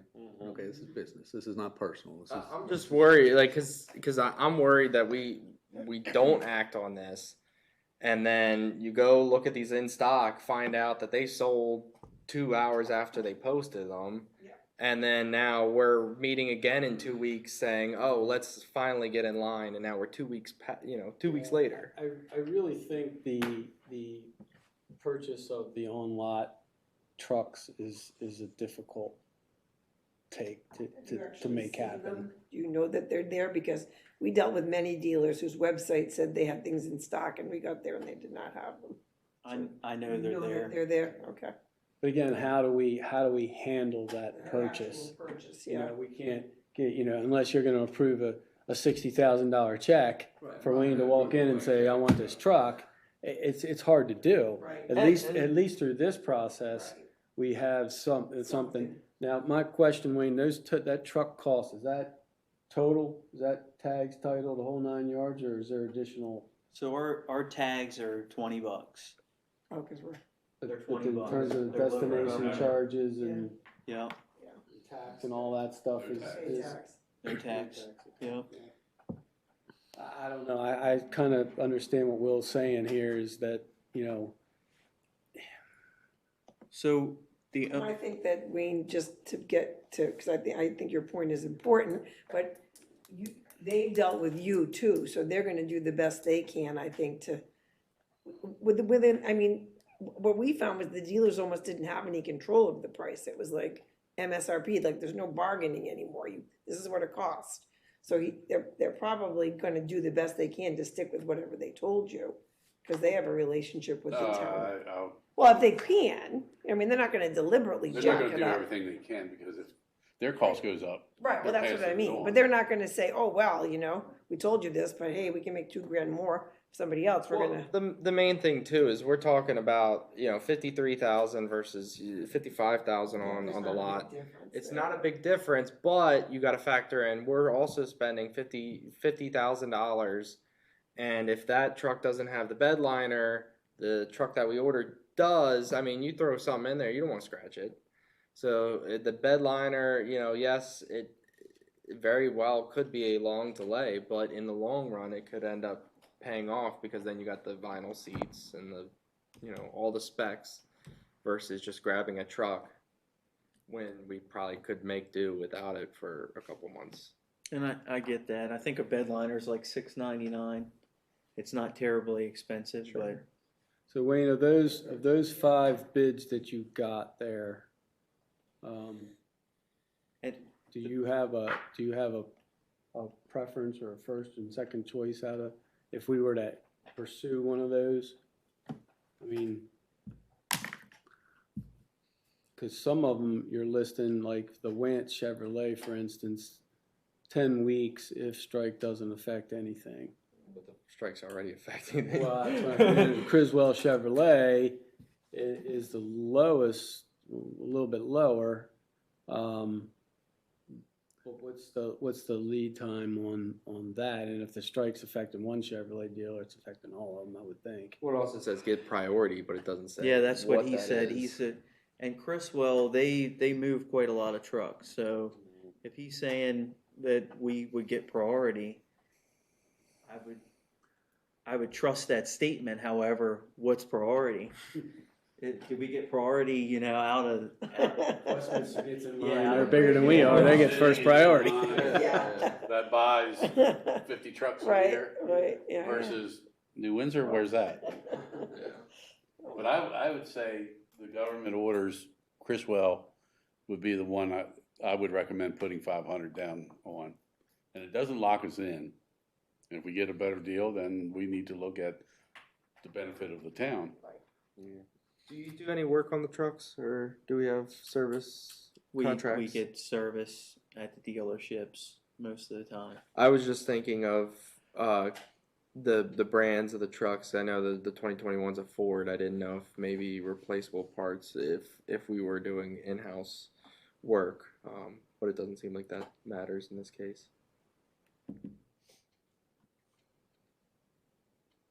Thoughts? Motion? What's the motion that we give Wayne?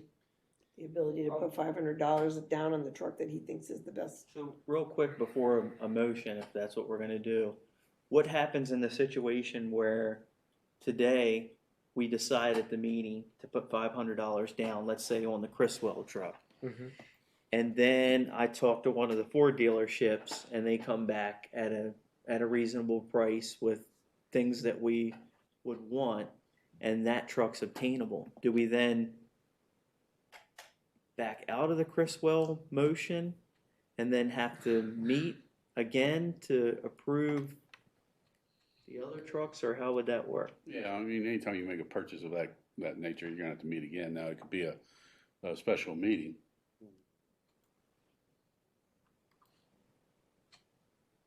I agree with Neil with Criswell. I mean, Criswell's a pretty big player when it comes down to it at the end of the day. I think you're going to probably be able to work it, and probably with inventory and other things that would hopefully make your options greater.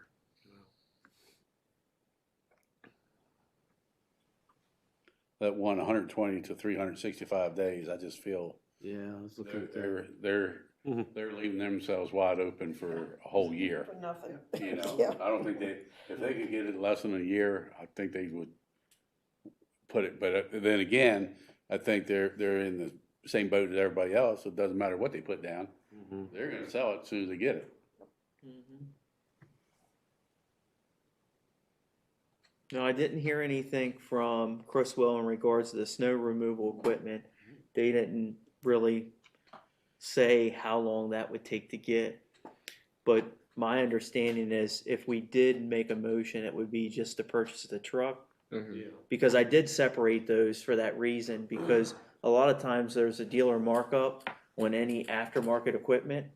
And with separation, you know, you can kind of prevent that a little bit, so. I think that's good, and also, you know, if we're looking at spending, you know, X amount right now just for the truck, and then we're just spreading out the other cost, you know, to another time, which I think is smart.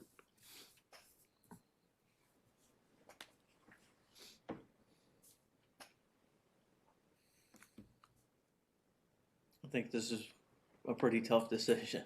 Not one, we've never been in this position before. Well, we just spent 50,000 too, so that doesn't help matters either. And I know when I reached out to Dana about funding the street sweeper, there was like 3 different options. So 50,000, 53,000, I don't think is an issue either, Right. because she had like 3 options that we could take money from. It's more the unknown than anything at this point. So I guess the motion would be to purchase the truck for that cost, up to that cost, and then we just put a deposit down now, with the understanding that it's that price. Because if it goes up, we're gonna have to re-vote. But we can't. I don't think we could also vote to just have a $500 deposit. Yeah, well, what if the deposit's 1,000 or 15? You know, But that's why I'm saying purchase the truck for $53,861. Make a deposit Yeah, to make purchase a- the truck. Make a required deposit, Yeah. Yeah, not something like to that. exceed, maybe. Yeah, I mean, what's the most you think they would ask? I would just say not to exceed 2,000. I can't imagine even getting to that point, but especially like again, I mean, if they had oodles and oodles of trucks, then they would wanna keep that down payment up. You know, whereas here, I don't think it really matters what the down payment is. They'd rather return it to you and tell you it's going to be a different price. And that's the other thing, it would be, you know, a deposit that is, you know, returnable, Refundable. refundable, yeah. I mean, I've done a lot of used truck shopping for myself as of late, and there's people that want stuff that's 10 and 15 years old for the same price as this. You know, That's the listed. truth. So it's just really crazy. That's the truth. Well, does anybody want to go with a motion that we purchase the Chris Wells, or well, I don't know about purchase because To make a deposit Make a for the deposit purchase. deposit for, towards the, Was it, Towards obtaining, or do we do an intent to purchase? yeah. That sounds good. Deposit. Because if it goes up too high. Really use Michelle right now. Be like, good job, Gary. Yeah, but yeah. Well, she would use words we don't understand. I only learned that from her anyway. Intent to purchase. And then, yeah, Yes. all right, that, You got that? that we go towards trying to obtain the vehicle from Chriswell Chevrolet with a deposit not to exceed $2,000, and that the purchase will be evaluated as needed. That way, it's not locked us in, especially if Wayne can find something better on a lot and get it faster. and if the final numbers change a little bit, you know, you're basically, I would assume, reporting on the final thing to be okay. Absolutely, yeah, You any know. kind of changes. Did you get that? I'm about done talking about trucks. Isn't this fun? So, I love you, Wayne. I'd like to go ahead and make that motion I'll second it. to pursue the vehicle at Criswell and the deposit not to exceed $2,000. Wayne seconded it. I mean, Will seconded it. Now, motion and second to proceed with pursuing the purchase of the vehicle at Chriswell Chevrolet with a deposit not to exceed $2,000 and for the purchase to be evaluated as needed. Any questions or comments? No, sir. All those in favor, signify by saying aye. Aye. Those opposed, so carried. And you had some dates there, Gary? Yeah, just the upcoming meetings, through the rest of the year, the November 1st, council meeting. Monday, November 20th is the work session. I will be out of town for Thanksgiving that week.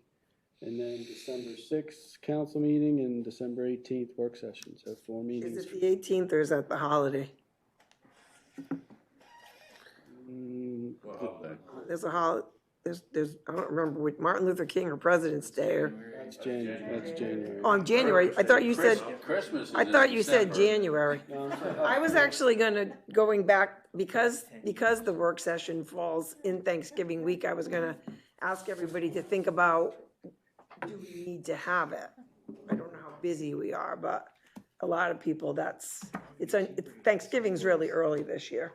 So, I mean, if we could skip it, and Gary's not gonna be here, what does everybody think about that?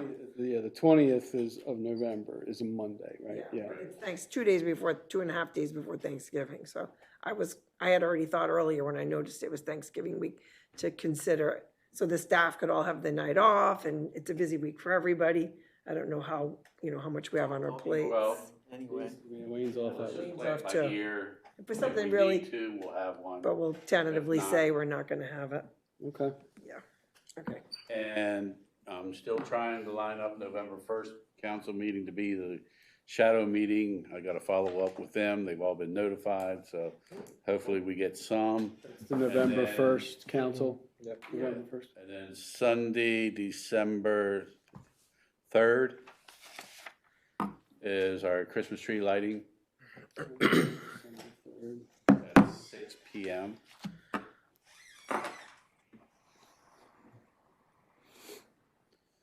Anything else? Do I hear a motion for adjournment? Make that motion. Second. All those in favor, signify by saying aye. Aye. So carried.